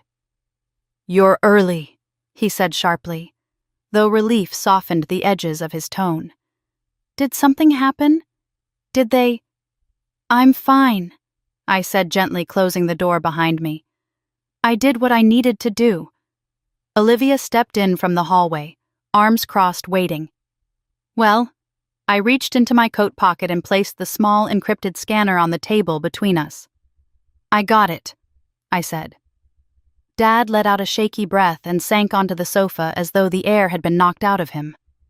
Olivia's eyebrows lifted with impressed approval. "I knew you could," she said quietly. I sat beside Dad. Marcus and Elaine didn't suspect anything. Vanessa was Vanessa. Gavin looked lost. "But I got what we needed," good, Olivia said. "Then we keep moving before the window closes."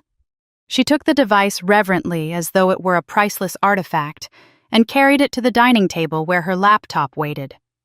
Dad and I followed the atmosphere, shifting from relief to concentrated urgency. Olivia plugged the scanner into her machine. Lines of code scrolled across the screen, the system decrypting the captured network data. She leaned forward, fingers flying over the keys. Come on," she murmured. Dad hovered at her shoulder like a storm cloud, quiet but filled with pressure. Within minutes, a diagram populated the screen. A full map of the Blackwell internal network. Dad inhaled sharply. There are dozens of devices. More than dozens, Olivia corrected. Servers, encrypted hard drives, cloud sync points, and this. She highlighted a blinking red node at the bottom of the diagram. I leaned closer. "What is that?" That, she said slowly, is a hidden directory, masked under the guise of a charity event archive. But it has irregular activity. Someone hid something there, something they access privately. Dad frowned. "Marcus," likely, Olivia said. "But look at this." Her finger traced another glowing node. "A secondary sync. Someone else also has access." I lifted my eyes to her. "Who?" She clicked again, and a second name appeared next to the private directory. Elaine Blackwell. Dad swore under his breath. So Elaine wasn't just playing socialite. She was safeguarding something so important she needed private access separate from her husband. Olivia continued scanning. "There's more. Look, these are outgoing encrypted calls routed through the home network. They go to offshore numbers tied to 2 known shell companies under the Blackwell portfolio." "What does that mean?" I asked. "It means," Olivia said slowly, "they are cleaning up something. Fast, moving assets, hiding funds. They suspect someone is coming for them." My stomach tightened. "Because of the wedding?" "Exactly," she said. "Your public exit made noise. Investors are nervous. Rumors are circulating. Marcus is scrambling to contain what he knows he can't fully control." She looked up at me, expression grave. "And they'll be ruthless now. Desperate people always are." Dad rubbed a hand across his jaw. "So we stay ahead." Olivia nodded. "And we strike before they can bury everything." She clicked another tab. "I'm pulling timestamps from the internal camera logs." Dad froze. "Cameras." "Yes," Olivia said. "The Blackwell mansion is riddled with them, even in private areas." A cold shiver ran through me. "Did they record what I did?" "No," she said. "That hallway panel wasn't in a monitored corridor." "Smart choice." Dad closed his eyes in relief for a brief, fleeting moment. So, what do we do next? Olivia turned to me. We widened the circle. My pulse skipped. Meaning, she said, it's not enough to gather data. We need allies. People in corporate law, compliance, finance, trustworthy experts who can verify structure and eventually present this evidence so the Blackwells can't dismiss it as fabricated. Dad frowned. But who can we trust? Olivia clicked open an encrypted folder. I've been preparing for this since the day Catherine died. I have contacts. Her old colleagues, former auditors, people Marcus fired when they got too close. My breath caught. You've been building this, waiting for this. She nodded once. Your mother was more than a friend. She was the bravest person I ever knew. When she died, when the official reports didn't add up, I promised myself that if her truth ever resurfaced, I would help finish what she started. Dad's voice cracked. Thank you. Olivia shook her head. Thank Catherine. She typed a message to one of her contacts, then another, then encrypted all outgoing correspondence. By tomorrow morning, she said, we'll have a small team assembled. People who know how to dismantle corruption from the inside. Quietly. Dad and I exchanged a look, fear-laced with hope. What about me? I asked. Olivia studied me. We need you to keep doing exactly what you're doing, acting normal, staying calm, staying in contact with Gavin. I stiffened. Why him? Because he's the weak link, she said bluntly. He's lost, conflicted. He suspects his father is hiding something. He will eventually start asking questions. When he does, he'll come to you. Dad bristled. I don't want her anywhere near him. But Olivia raised a hand. Henry, Gavin is not his father. He's a pawn, and pawns topple kings. She turned back to me. If he trusts you, he may reveal something unintentionally. Where Marcus is the most stressed, what meetings he's hiding, who's contacting him. Gavin has access to the emotional cracks. That's critical. I didn't respond right away. I didn't like using Gavin even if he had failed me. But this wasn't about him. This was about Mom. About justice. I can do it, I said quietly. Dad sighed but didn't argue. A phone buzzed. Dad's. He glanced at the screen and his face turned ashen. I stepped closer. Dad. He handed the phone to me with shaking fingers. It was a voicemail, from an unknown number, but the transcription displayed a single sentence. Tell your daughter to stop digging. My blood ran cold. Dad whispered, They know. Olivia grabbed the phone, analyzing the metadata. No caller ID, scrambled signal. Low-level intimidation tactic. She looked up sharply. This means you were right. They suspect something. Not necessarily about the evidence, but about your return. My hands trembled. They think I'm a threat. Olivia's voice hardened. You are. Dad ran a hand through his hair, pacing. We need to be careful. We need another vibration. This time, it was my phone. A text from Gavin. Can we talk? It's important. Olivia looked over my shoulder. Here it comes. Dad frowned. What does he want? I shook my head slowly. I don't know. Olivia stepped back, thinking. This is the moment. If Gavin is reaching out on his own, something inside that house is unraveling faster than Marcus can control. Dad snapped. He might be being used. Yes, Olivia said, but that's why we proceed intelligently. Amelia will not go alone. I looked between them. How do we handle this? Olivia took a slow breath. Respond with something neutral, open-ended. Something that doesn't show fear or suspicion. I typed, Of course. What's going on? His reply came instantly. It's not safe to text. Can you meet me somewhere? My pulse hammered. Dad grabbed the phone. Absolutely not. We hear him out, Olivia said. Dad stared at her, incredulous. He could be bait.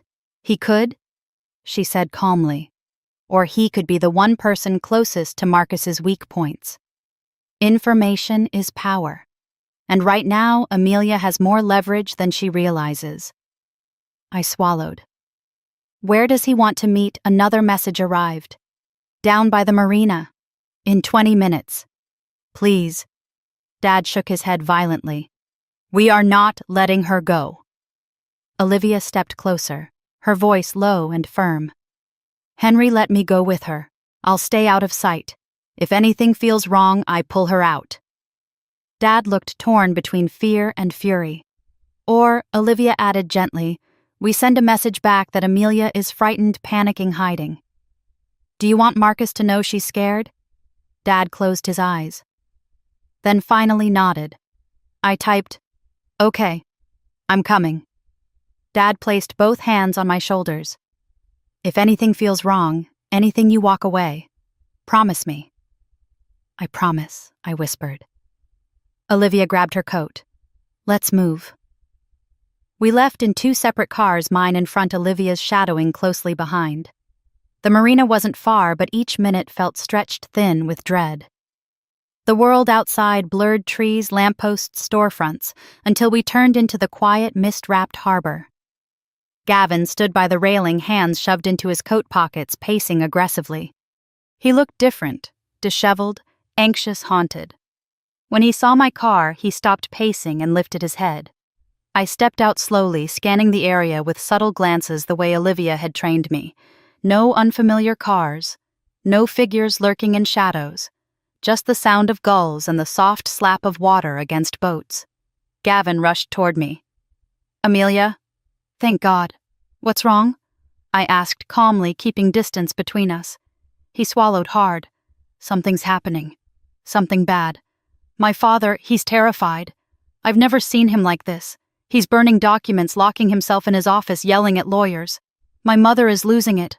Vanessa won't stop crying. I don't know what's going on, but I know it started after the wedding. I steadied my breath. Why tell me this?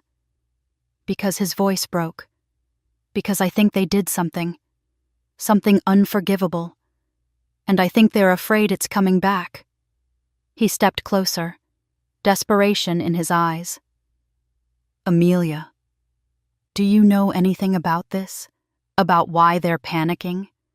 I held his gaze, letting fear, grief, and honesty swirl behind my eyes. I know. I whispered slowly that the truth always surfaces eventually. He stared at me, and then whispered, My father was involved in your mother's accident, wasn't he? The world froze. The water stilled. My breath caught midair. And somewhere behind me, unseen, I knew Olivia had tightened her grip on her concealed weapon.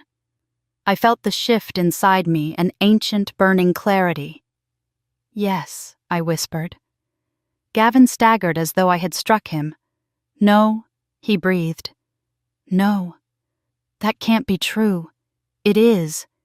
He ran a trembling hand through his hair. My God, what have they done? I kept my voice gentle but firm. Gavin, if you know anything at all, you need to tell me. He looked at me, torn apart from the inside. And then he whispered the words that would change everything. There's a hidden account and a hidden room in the mansion where my father keeps what he calls insurance. I think... His voice cracked. I think it's connected to your mother. The world tilted. My pulse roared in my ears. Dad had said we needed to get inside the empire. Now Gavin had given us the doors. Very quietly, Gavin added, I'll help you. I breathed in slowly. The war had found its opening, and the Blackwells had no idea their downfall had already begun. Gavin stared at me like a man standing on the edge of a cliff, knowing the next step might save him, or destroy everything he'd ever known. His confession hung in the cold marina air, sharp as a blade. A hidden room, a secret account, insurance, my mother's death. I felt the wind lift strands of my hair as if the world itself had paused to listen. "Gavin," I said softly, "you need to tell me everything." He swallowed hard. I don't know everything. But I know enough to be scared.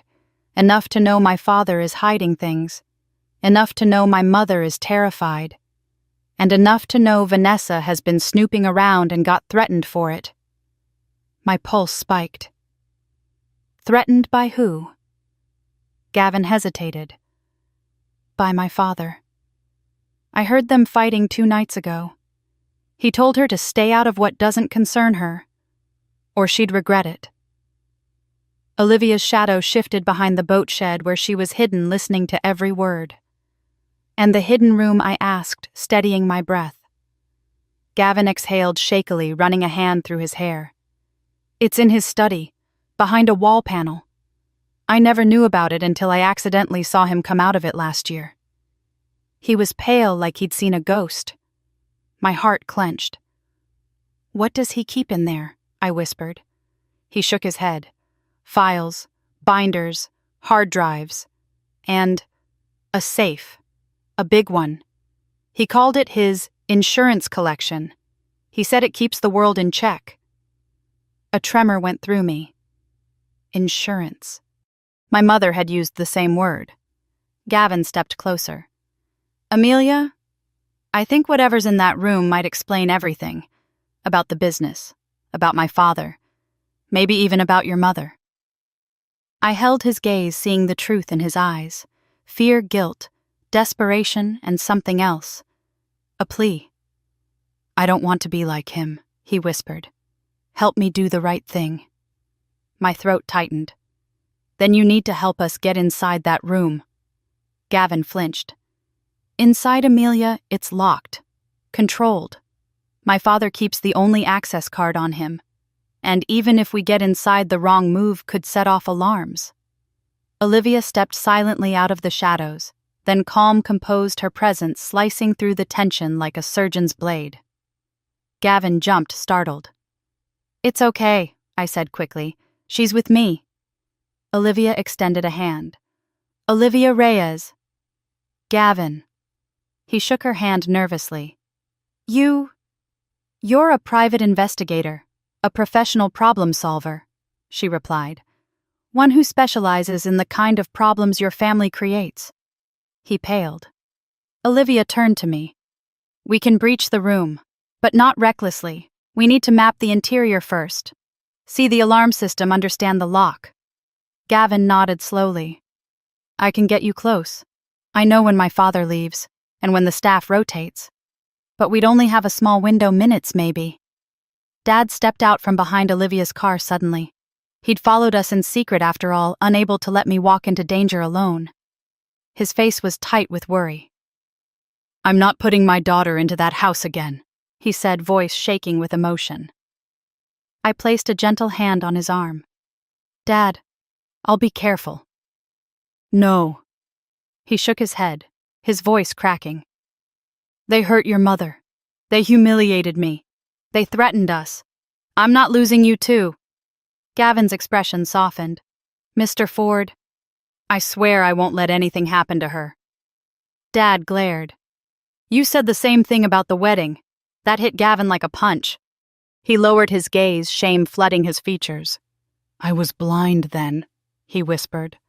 "I'm not blind anymore." Silence fell over the group, thick, heavy, fragile. Finally, Olivia broke it. "We don't need Amelia in the house for the first phase.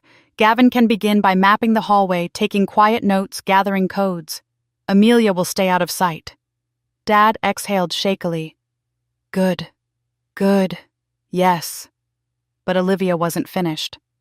"However, she continued for the second phase when we actually access the room. Amelia is the only one Marcus won't immediately suspect." Dad stiffened. "Absolutely not. But I already knew. It has to be me," I said softly. "I'm the only one who can get close without raising alarms." Dad turned to me, anguish in his eyes. "Sweetheart." I squeezed his hand. "Mom didn't get the chance to finish this." "I do." He closed his eyes, breathing through the pain. Then he nodded. Gavin cleared his throat. I can get you in tomorrow. My father is meeting investors at the downtown club in the afternoon. He always leaves for at least 2 hours. That's your window. Olivia pulled out her notebook. We'll need a layout of the study, the security pattern, where the panel is, where the safe is. Gavin nodded. I can draw it. He knelt beside the bench and sketched quickly, his hands shaking. Olivia watched with hawk-like attention. Dad paced behind us, muttering prayers under his breath. Once the sketch was finished, Olivia leaned over it. Good, she said. The panel is old, I can bypass it. But the safe? It's biometric, Gavin said. Palm print. Olivia cursed softly. Then we'll need something of Marcus's. An imprint. Or at least a workaround. Dad rubbed his face. This is insane. Yes, Olivia said calmly, but necessary. There was no turning back now. After Gavin left the marina, Olivia and Dad drove behind me the entire way home, hovering like shields. Inside the house, we regrouped at the dining table again. Olivia opened the stolen network map. We need to pinpoint which files Marcus has hidden. The USB from your mother was a treasure trove, but I suspect Marcus keeps the rest, the files he stole from her, maybe even the risk logs she created before she died. Dad paled. You think he kept them? Marcus keeps evidence, Olivia said. Not to expose others, but to protect himself. Leverage, control, insurance. That word again. Dad's voice dropped. And you think he kept something of Catherine's? Yes, she said. Sometimes guilt makes people sloppy. Sometimes they keep trophies. Strings to pull if ever questioned. A chill ran the length of my spine. I whispered, he kept her files to protect himself. Olivia nodded, and to bury them if needed. Dad looked sick. The rest of the night was strategy mapping entries, exits, timing, camera blind spots, contingency plans. Olivia coached me on every detail, every angle, every possible failure point. If Marcus comes back early, run, she said. If Vanessa sees you, deflect. If Elaine questions you, cry, Dad muttered bitterly. If Gavin gets scared, calm him, Olivia added. When the clock hit midnight, she closed her notebook. Tomorrow, she said quietly, you will walk into that mansion as someone they still underestimate. Do not forget that is your greatest advantage. I nodded slowly. Once she and Dad returned to the living room, I slipped outside onto the porch, needing air. The lake shimmered under the moonlight, still and silver. I held the locket in my hand. Mom, I whispered, I'm going in tomorrow. Into the place that took you away from me. The breeze brushed against my cheek, gentle as a hand. I'm scared, I admitted. But I'm ready. Behind me, the porch boards creaked softly. Dad stepped beside me. We stood in silence for a long moment, the weight of the mission pressing down like a second sky. Finally, he spoke. Your mother used to come out here at night too, he murmured. She'd stand right where you're standing now. She'd stare at the water and whisper her plans into the wind. She said the lake listened, that it held everything she was afraid to say out loud. I closed my eyes, imagining her. Dad continued, voice thickening. I couldn't protect her. But I will protect you. I turned to him, tears rising. Dad, you already have. My whole life. He wrapped his arms around me, holding me as though the world might collapse if he let go. Whatever happens tomorrow, he said softly into my hair. We face it together. You hear me. Together. I nodded against his chest, breathing in the comfort and fear and fierce, unbreakable love that had shaped my entire life. Tomorrow I would walk back into the Blackwell mansion. Tomorrow I would come face to face with the men who destroyed my mother. Tomorrow I would step into the hidden room where the truth lived in the dark. And tomorrow I would not break. I would expose them. I would honor my mother. And I would finish what she started. The Blackwell mansion looked different in daylight, colder, sharper, as if the sun only highlighted the parts of it that were rotting underneath the surface. I waited in my car across the street, hands gripping the steering wheel so tightly my knuckles ached. My heart thudded in a slow, heavy rhythm that made the air feel thick. At exactly 2:15, Marcus's black sedan pulled out of the driveway. He didn't drive himself. His driver opened the back door and Marcus climbed in, phone already pressed to his ear, barking orders before the door even shut. The car rolled away, disappearing around the corner toward the private downtown club Gavin had mentioned. The moment the taillights vanished, Olivia's voice crackled through the earpiece she had discreetly given me. "He's gone. Window starts now." I exhaled slowly. "Copy." Dad's voice followed, tremulous but steady. "Be careful, sweetheart. Please." "I will," I said. "I promise." I stepped out of the car wearing a neutral outfit, cream sweater, dark jeans, flat shoes. Nothing that stood out, nothing memorable. Just a daughter dropping by her ex-fiancé's house to pick up her things. The story Gavin had fed the staff. My palms were sweating. When I reached the front door, it opened before I could knock. Gavin. His face was pale, eyes red and unfocused. He wasn't sleeping. He wasn't eating. His hands shook when he motioned for me to enter. "Come in," he whispered. "They're all out except Mrs. Davenport and one of the maids. I told them you'd be coming." The entryway felt cavernous, its marble floors echoing every step I took. I remembered walking through this same hall months ago, dreaming of a wedding here, imagining warm welcomes and future family dinners. Now it felt like entering a predator's mouth. Gavin closed the door behind us, leaning against it. "You're sure you want to do this?" he asked. "Yes," I said without hesitation. He studied me for a moment, then nodded shakily. "Follow me." He led me through the familiar hallways, past the grand staircase, past Marcus's office, past the room where Vanessa used to play piano. Everything felt haunted now. Memories pressed against my ribcage as we walked deeper into the house. When we reached the west corridor, Gavin hesitated. "It's down here," he whispered. "My dad's study." He glanced around, checking for cameras. Olivia had already mapped out the blind spots. I walked exactly where she instructed, beneath the chandelier's shadow beside the console table, staying out of range. Gavin opened the study door. The room was large but suffocating thick with the smell of cigar smoke and expensive leather. The desk was polished to a mirror shine, papers neatly stacked, the window shades half drawn. But my eyes went straight to the wall behind the old portrait of Elias Blackwell. The hidden room. Gavin closed the door softly. "The panel is behind the portrait. It's pressure sensitive. You push here." He pressed a certain spot at the bottom of the frame and then slid the entire painting to the left. The portrait moved with a faint mechanical click, revealing a metal wall panel with a card reader and biometric scanner. My throat tightened. "Olivia," I whispered into the mic, "panel is visible." Her calm voice came through. "Good. Patch me in with Gavin. I need him to describe the reader." Gavin leaned closer to my collar discreetly. "Hello, Gavin," Olivia said. "What model is the scanner?" He described the device, the wiring, the manufacturer. Olivia muttered under her breath.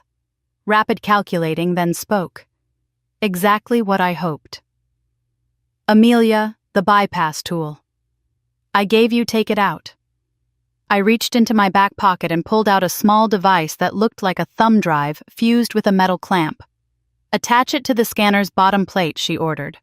"It'll override the palm recognition for 45 seconds. No more." My pulse climbed into my throat. "Okay." My hands trembled, but I did as she said. The device clicked into place. The scanner beeped once, then again. A soft electronic whir vibrated behind the wall. Gavin inhaled sharply.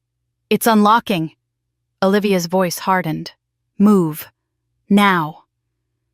The metal panel slid open silently, revealing another door steel-thick, ominous.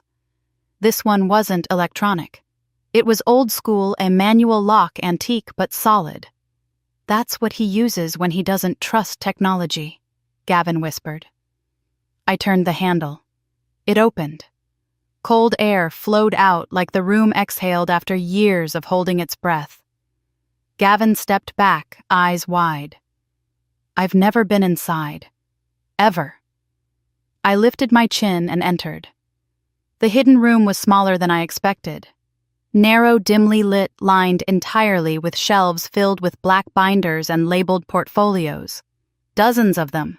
Maybe more. A desk sat in the center with neatly arranged hard drives, USBs, envelopes sealed with wax. And in the far corner, a massive safe. My pulse stuttered. Amelia Olivia murmured in my ear, "Describe what you're seeing." Files, records, hard drives, more than we thought. Gavin stood behind me, swallowing hard. He kept everything. Olivia exhaled slowly. "Start with the binders. Look for anything marked with the charity subsidiary. That's where your mother worked." I moved to the shelves, scanning labels. Property transfers, expense reports, offshore accounts, employee compliance, charity, oversight, division. My heart lurched. I pulled out the charity binder. Inside were spreadsheets, financial logs, internal memos. Olivia guided me on what to photograph: every suspicious transfer, every project Mom had flagged before her death. Then I found it. A memo written by my mother, and handwritten notes beside it. Marcus's handwriting. "Kill project. Remove risk." She knows too much. My breath left my body. I choked on air, grabbing the shelf to steady myself. Gavin stepped closer. "What is it? What did you find?" I couldn't speak. I could barely think. Olivia's voice sharpened. "Amelia, talk to me.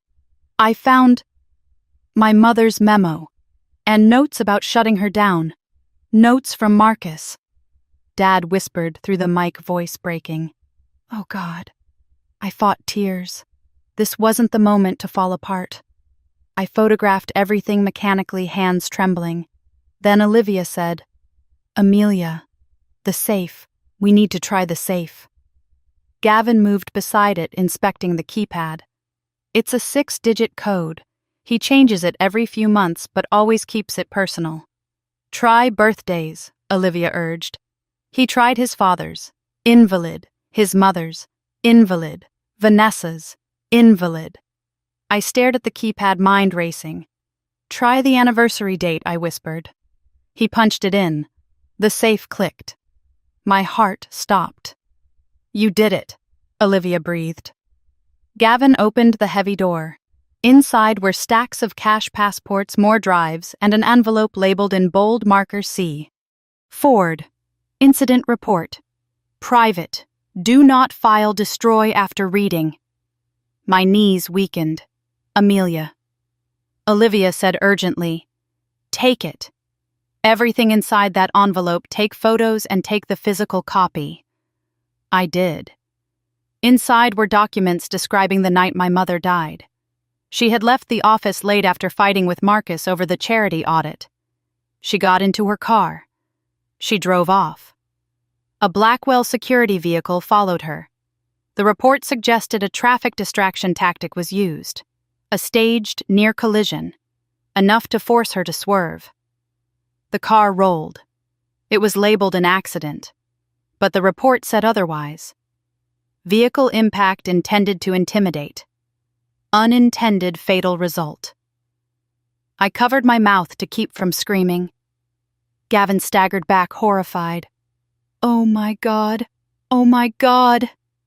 Dad's voice cracked in my ear. "They killed her. They killed my Catherine." Footsteps echoed outside the hall. Gavin's head shot up. "Oh no." "Who is it?" I whispered. But I already knew. "Elaine." Her voice drifted through the hall. "Amelia Gavin. Why is the study door open?" Panic surged through my veins. Olivia's voice was sharp razor steel. "Close the safe. Hide the envelope. Get out. Now." Gavin scrambled, shutting the safe just as the doorknob rattled. Gavin Elaine called again, suspicious now. "What are you doing in there?" he whispered frantically. "The back door. The service hallway connects to the conservatory." I stuffed the envelope inside my sweater, zipped it up, and ran. We slipped out through the secondary door at the back of the study just as Elaine swung the main door open. Gavin pulled me into the narrow service corridor, our breaths ragged. Olivia whispered, "Left, down the stairs, out through the side garden." We moved like ghosts. At the bottom of the stairs, Gavin caught my arm. "Promise me," he whispered urgently, "you won't face him alone." My throat tightened. "I won't." He let go. I disappeared out the side entrance, down the path, and out the gate into the street. Only when I reached my car did I let the sob burst free. Dad and Olivia pulled up seconds later. Dad ran to me, gathering me into his arms, his chest shaking. "What happened? Are you hurt? Amelia?" I shook my head violently. "Dad, they killed her. They killed Mom." He froze. His breath hitched, then his face crumpled. Olivia stepped forward slowly. "We have proof now. Hard proof." I clutched the envelope to my chest. He murdered her, Olivia. It was planned. They covered it up. He killed her. Olivia's eyes hardened, cold and lethal. "Then this is no longer just exposure," she said. "This is takedown." Dad lifted his head, voice trembling with fury. "We end him." The air around us felt electric, charged, unbreakable. For years, Marcus had held the world in his fist, but now we held the reason it would all collapse. Tomorrow the war would begin. And this time, I wasn't the one who should be afraid. Dad sat hunched over the dining table long after the sun had risen, the envelope spread open between his trembling hands. I had never seen him look so hollow, so stripped of breath. His eyes tracked each line of the report again and again, as if rereading it might somehow soften the truth it carried. "They chased her," he whispered hoarsely. "They chased her off the road." I sat beside him close enough to feel the tremor in his body. My chest felt tight with a grief so sharp I thought it might cleave me in two. "They didn't mean to kill her," I said quietly, repeating the words from the report. "But they meant to silence her." Dad shook his head slowly. "Intent doesn't matter. They destroyed her life. They destroyed ours." And Marcus walked away clean. Not anymore, I thought. Olivia paced the kitchen, her jaw locked, her mind racing. She had been awake all night, analyzing the contents of the envelope, cross-checking files, digging deeper into the Blackwell network. Her laptop was open on the counter screens, filled with financial webs and offshore accounts. "We have enough to expose him publicly," she said finally. "But public exposure alone won't break him completely. He has backup networks, contingency funds, people on his payroll who will fight to keep him afloat." I rubbed my temples. "So what do we do?" "We hit him from every side," she replied. "Financially, legally, socially, and internally." Dad looked up. "Internally," Olivia nodded. "Marcus's power isn't just in his wealth. It's in the loyalty or fear of the people who surround him. If we crack that foundation, the rest will fall." I exhaled slowly. "We start with the charity division." "Yes," she said. "Your mother's division. The same place where she uncovered the fraud. The same place Marcus buried everything." Dad's voice hardened. "It's poetic." Olivia continued. "The charity funds were funneled into offshore accounts Marcus controlled. Thousands of employees, donors, and beneficiaries were unknowingly defrauded. If this information goes public, the fallout will be massive. Lawsuits, criminal charges, investors fleeing. The board will have no choice but to remove him." Dad squeezed my hand. "And that's only the beginning." A phone buzzed on the table. Gavin. My pulse stumbled. He had been terrified after what happened yesterday. We hadn't heard from him since. The message preview read, We need to meet. My father knows someone was in the study. He's furious. I swallowed hard and opened the full text. He suspects you. You need to be careful. Dad snatched the phone from my hand. You're not meeting him. But Olivia raised a hand. We need information. Gavin is our only connection inside that house. Dad glared. He's also Marcus's son. And he hates what his father is becoming, she countered. He showed us the way into the hidden room. Without him, we'd still be in the dark. Dad muttered under his breath, torn between fear and resentment.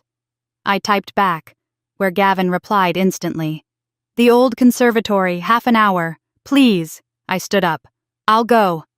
Dad's chair scraped violently across the floor. No, Amelia, listen to me. But Olivia stepped between us. Henry, if Marcus knows someone entered the study, he'll try to patch every hole, destroy files, hide assets, transfer accounts. Before we can act. Dad's jaw clenched. He looked at me, then at the envelope, then at the floor. You go, he said finally. But Olivia goes with you. I nodded. 20 minutes later, I stood at the edge of the old conservatory behind the Blackwell estate, heart pounding as I pushed open the rusted door. The glass walls were cracked, the air heavy with the smell of damp soil and forgotten orchids. Sunlight filtered through broken panes, scattering shards of gold across the floor. Gavin was already there. He looked worse than before, dark circles under his eyes, a split lip, a bruise forming on his cheekbone. My stomach twisted. What happened to you? He shook his head quickly. Nothing. Doesn't matter. His voice was thin, frayed. Listen. You need to know. My father, he's not himself. He's unraveling. He's in full lockdown mode. He fired half the staff this morning. He's calling emergency meetings. He's tearing apart his office. I stepped closer. Does he know it was us? Gavin looked away, jaw tightening. He doesn't know for sure, but he knows someone accessed the study. And because his world is small, because he can only imagine betrayal from those closest, he's starting with me. My breath hitched. Did he hurt you? Gavin gave a hollow laugh. He hurt my whole life. For a moment, he looked like a lost child. Then the pain in his expression hardened into anger. He confronted me last night, asked if I'd been sneaking around, asked if I'd let you in, asked if I was conspiring with you. His voice cracked. He said he should have sent me away to military school when he had the chance. I clenched my fists. Gavin, no. He raised a hand sharply. Don't apologize. This isn't your fault. This is who he is. Tears stung his eyes, but he blinked them back. He took a shaky breath. Amelia, whatever you found in that room, whatever you take public, you have to be ready. My father will burn the world down before he lets anyone destroy him. I know, I whispered. He stepped closer, voice lowering. There's more. He's preparing to move assets out of the country. He called with his finance team about opening channels in Luxembourg and the Cayman network. He's liquidating everything not nailed down. Olivia, hidden behind a line of overgrown ferns, whispered sharply in my earpiece. This is it. This is the pressure we needed. Gavin kept talking, unaware of her presence. And he's watching you, Amelia. He has someone following you. He thinks you still have influence over me. My blood chilled. Are you serious? Gavin nodded. I overheard him on the phone with a security consultant. He said your name. Twice. Olivia whispered, We'll deal with the tail. Stay calm. Gavin stepped back, running a hand through his hair. I don't know how much longer I can stay in that house, he said, voice breaking. I don't know how much more of him I can take. I touched his arm gently. Gavin, thank you. You've already risked everything. He looked up at me, then really looked at me, and for the first time I saw the depth of his guilt. I should have stood up for you at the wedding, he whispered. I should have defended your father. I should have stopped them. I shook my head. We can't change the past. No, he said. But we can destroy the people who tried to control our futures. Before I could answer, Olivia stepped from the shadows. Gavin startled, stumbling back. You were here?" "Yes." Olivia's voice was calm, precise. "I needed to ensure the meeting wasn't compromised." Gavin swallowed. "So, what now?" Olivia folded her arms. "Now we bring your father down." She reached into her coat and pulled out 2 flash drives, one red, one black. She placed the red one in Gavin's hand.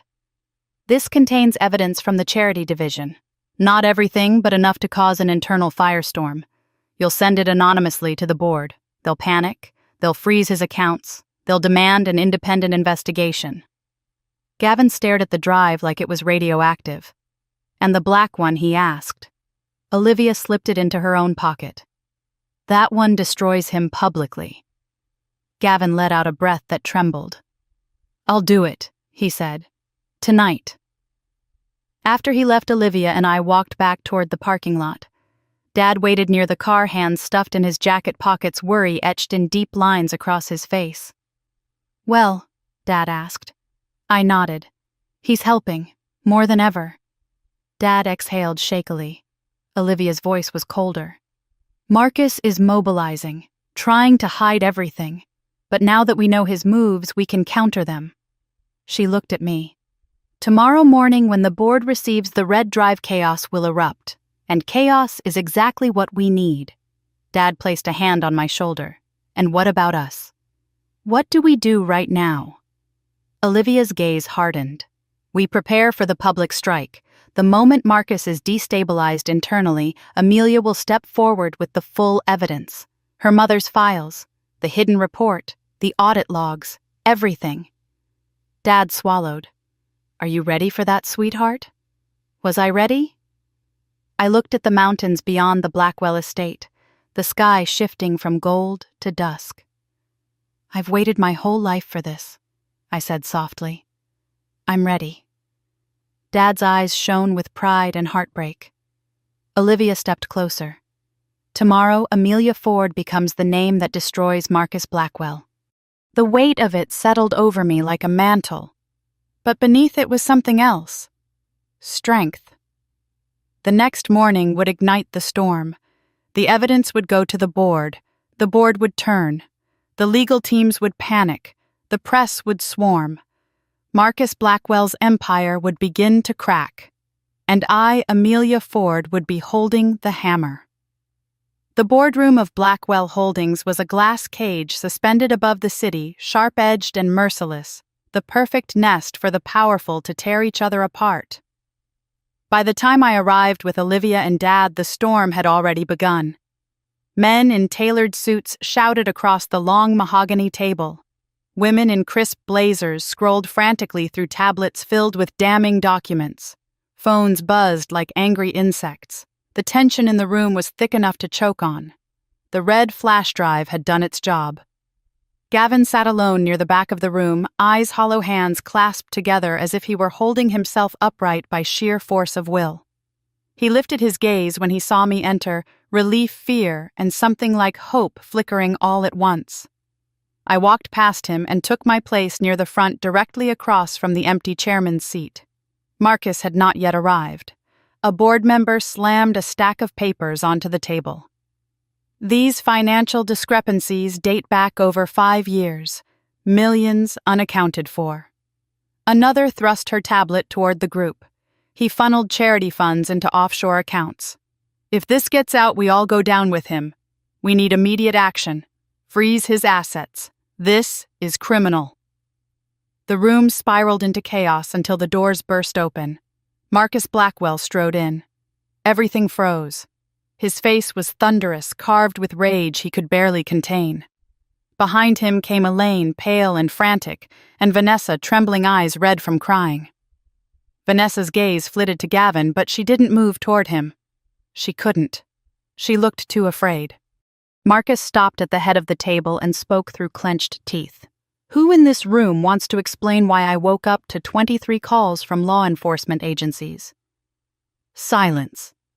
His eyes swept across the group, sharp, cold, hunting.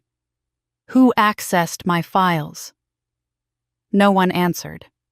Cowards, he spat. Then his gaze landed on me. Of course. A smile that wasn't a smile twisted his mouth. Amelia, you just couldn't leave well enough alone, could you? I kept my voice calm. Funny. That's exactly what my mother must have thought. A ripple of gasps swept the room.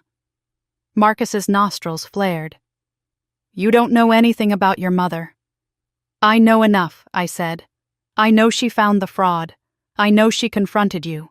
And I know she died the same night she threatened to report it. Elaine made a choking sound. Vanessa covered her mouth. Gavin lowered his head, shame pouring from him like rain. Marcus slammed his fist against the table so hard the glasses rattled. You watch your mouth. Dad stepped forward, then his voice breaking but strong. No, you watch your hands. You used them to destroy my wife. You used your power to take her away from me. Marcus scoffed. Your wife wasn't careful. She put herself in harm's way. Olivia's voice sliced through the room. A staged traffic distraction isn't harm's way. It's attempted murder. The board exploded. Murder. Is this true? Marcus, answer her. Marcus paced like a caged animal. All of you need to calm down. These accusations are baseless. This entire fiasco has been orchestrated by a bitter ex who wants revenge. Then explain this. I stepped forward and placed the envelope. His envelope on the table. Gasps erupted the moment the board members recognized the label. C. Ford. Incident report. Private. Do not file destroy after reading. Marcus's face drained of all color. Where did you get that? He snarled. From your safe, I said simply. From your hidden room. Behind the portrait of your father. You really should invest in better locks. His jaw clenched, fury igniting in his eyes. I opened the envelope and spread the documents across the table. Impact analysis, internal memos, risk evaluations. The admission that the intimidation tactic resulted in the unintended fatal crash. These are your words, I said. Your notes. Your signature. Board members surged forward, crowding around the evidence. A woman near the center covered her mouth. This could put the entire company under investigation. Another shook his head in disbelief. Marcus, you lied to us. You lied to all of us. Marcus slammed both hands onto the table and shouted, This is taken out of context. It's taken from your own files, Olivia said coolly. Marcus wheeled on Gavin, then eyes bloodshot. You did this. Gavin stood slowly, trembling but resolute. No, father. You did this to yourself. The room erupted again. Board members shouting, phones dialing lawyers, someone yelling to call an emergency vote. Marcus lunged toward Gavin, but two board members stepped between them. Dad moved instinctively in front of me. And then loudly enough to silence the room, one of the senior board members spoke. I call for an immediate vote to remove Marcus Blackwell as CEO of Blackwell Holdings. The room fell dead silent. Marcus stared at them, stunned. You can't, he whispered. I am this company. No, the board member said, you are what's destroying it. The vote was swift, hands raised, one after another, all but two. Marcus stared in disbelief as the final hand lifted. You're out, the board member said. Effective immediately. Elaine let out a strangled sob. Vanessa collapsed back into her chair. Gavin closed his eyes, tears leaking out despite his efforts to hold them in. Marcus staggered backward, blinking as if the room had tilted beneath him. You're making a mistake, he hissed. A catastrophic mistake. You'll regret this. No, I said quietly. The only mistake was thinking no one would ever challenge you. Marcus's lip curled. You think you've won. You haven't seen what I can. Security. Two guards stepped forward. For a moment, Marcus looked like he might attack them, but his shoulders slumped. His arrogance drained. His reign shattered. He allowed them to escort him out, but not before turning back to me with eyes filled with venom. This isn't over. I met his glare, unwavering. For you, it is. The doors shut behind him. The board exhaled collectively. Gavin collapsed into a chair and buried his face in his hands. Dad squeezed my shoulders, tears streaking down his cheeks. Your mother would be so proud. And then something unexpected happened. A board member stood and said, Ms. Ford, we owe you more than an apology. You exposed something we were blind to. You saved this company from a monster. Another added, we need new leadership, someone with ethics, someone with a stake in repairing the damage. I blinked. What are you saying? The senior member stepped forward. We want you to take a seat on the interim leadership committee. I froze. Me. Dad laughed softly through his tears. She's more capable than anyone here. Olivia squeezed my arm. Say yes. Your mother earned this moment. I swallowed hard, feeling the weight of the past pressing on my shoulders, but also the light of dawn breaking through. I accept, I said. Applause echoed around the room. Applause in the place where they once mocked my father. Applause in the place where my mother's truth had been buried. Applause in the place where justice had finally come home. Hours later, standing outside the building with Dad and Olivia, the wind cold but clean, I felt a quiet peace settle in my chest. I could almost hear my mother's voice in the breeze. You finished it, Amelia. You finished what I started. Dad wrapped his arm around me as the sun dipped behind the city skyline. What now? He asked. I smiled softly. Now, I said, we rebuild everything we lost. He nodded, tears in his eyes. Together. And for the first time in years, I felt whole. If you've stayed with me until this moment, thank you for listening to my story. Tell me in the comments what would you have done in my place. And if you want more stories like this, don't forget to like, subscribe, and stay with me for the next journey.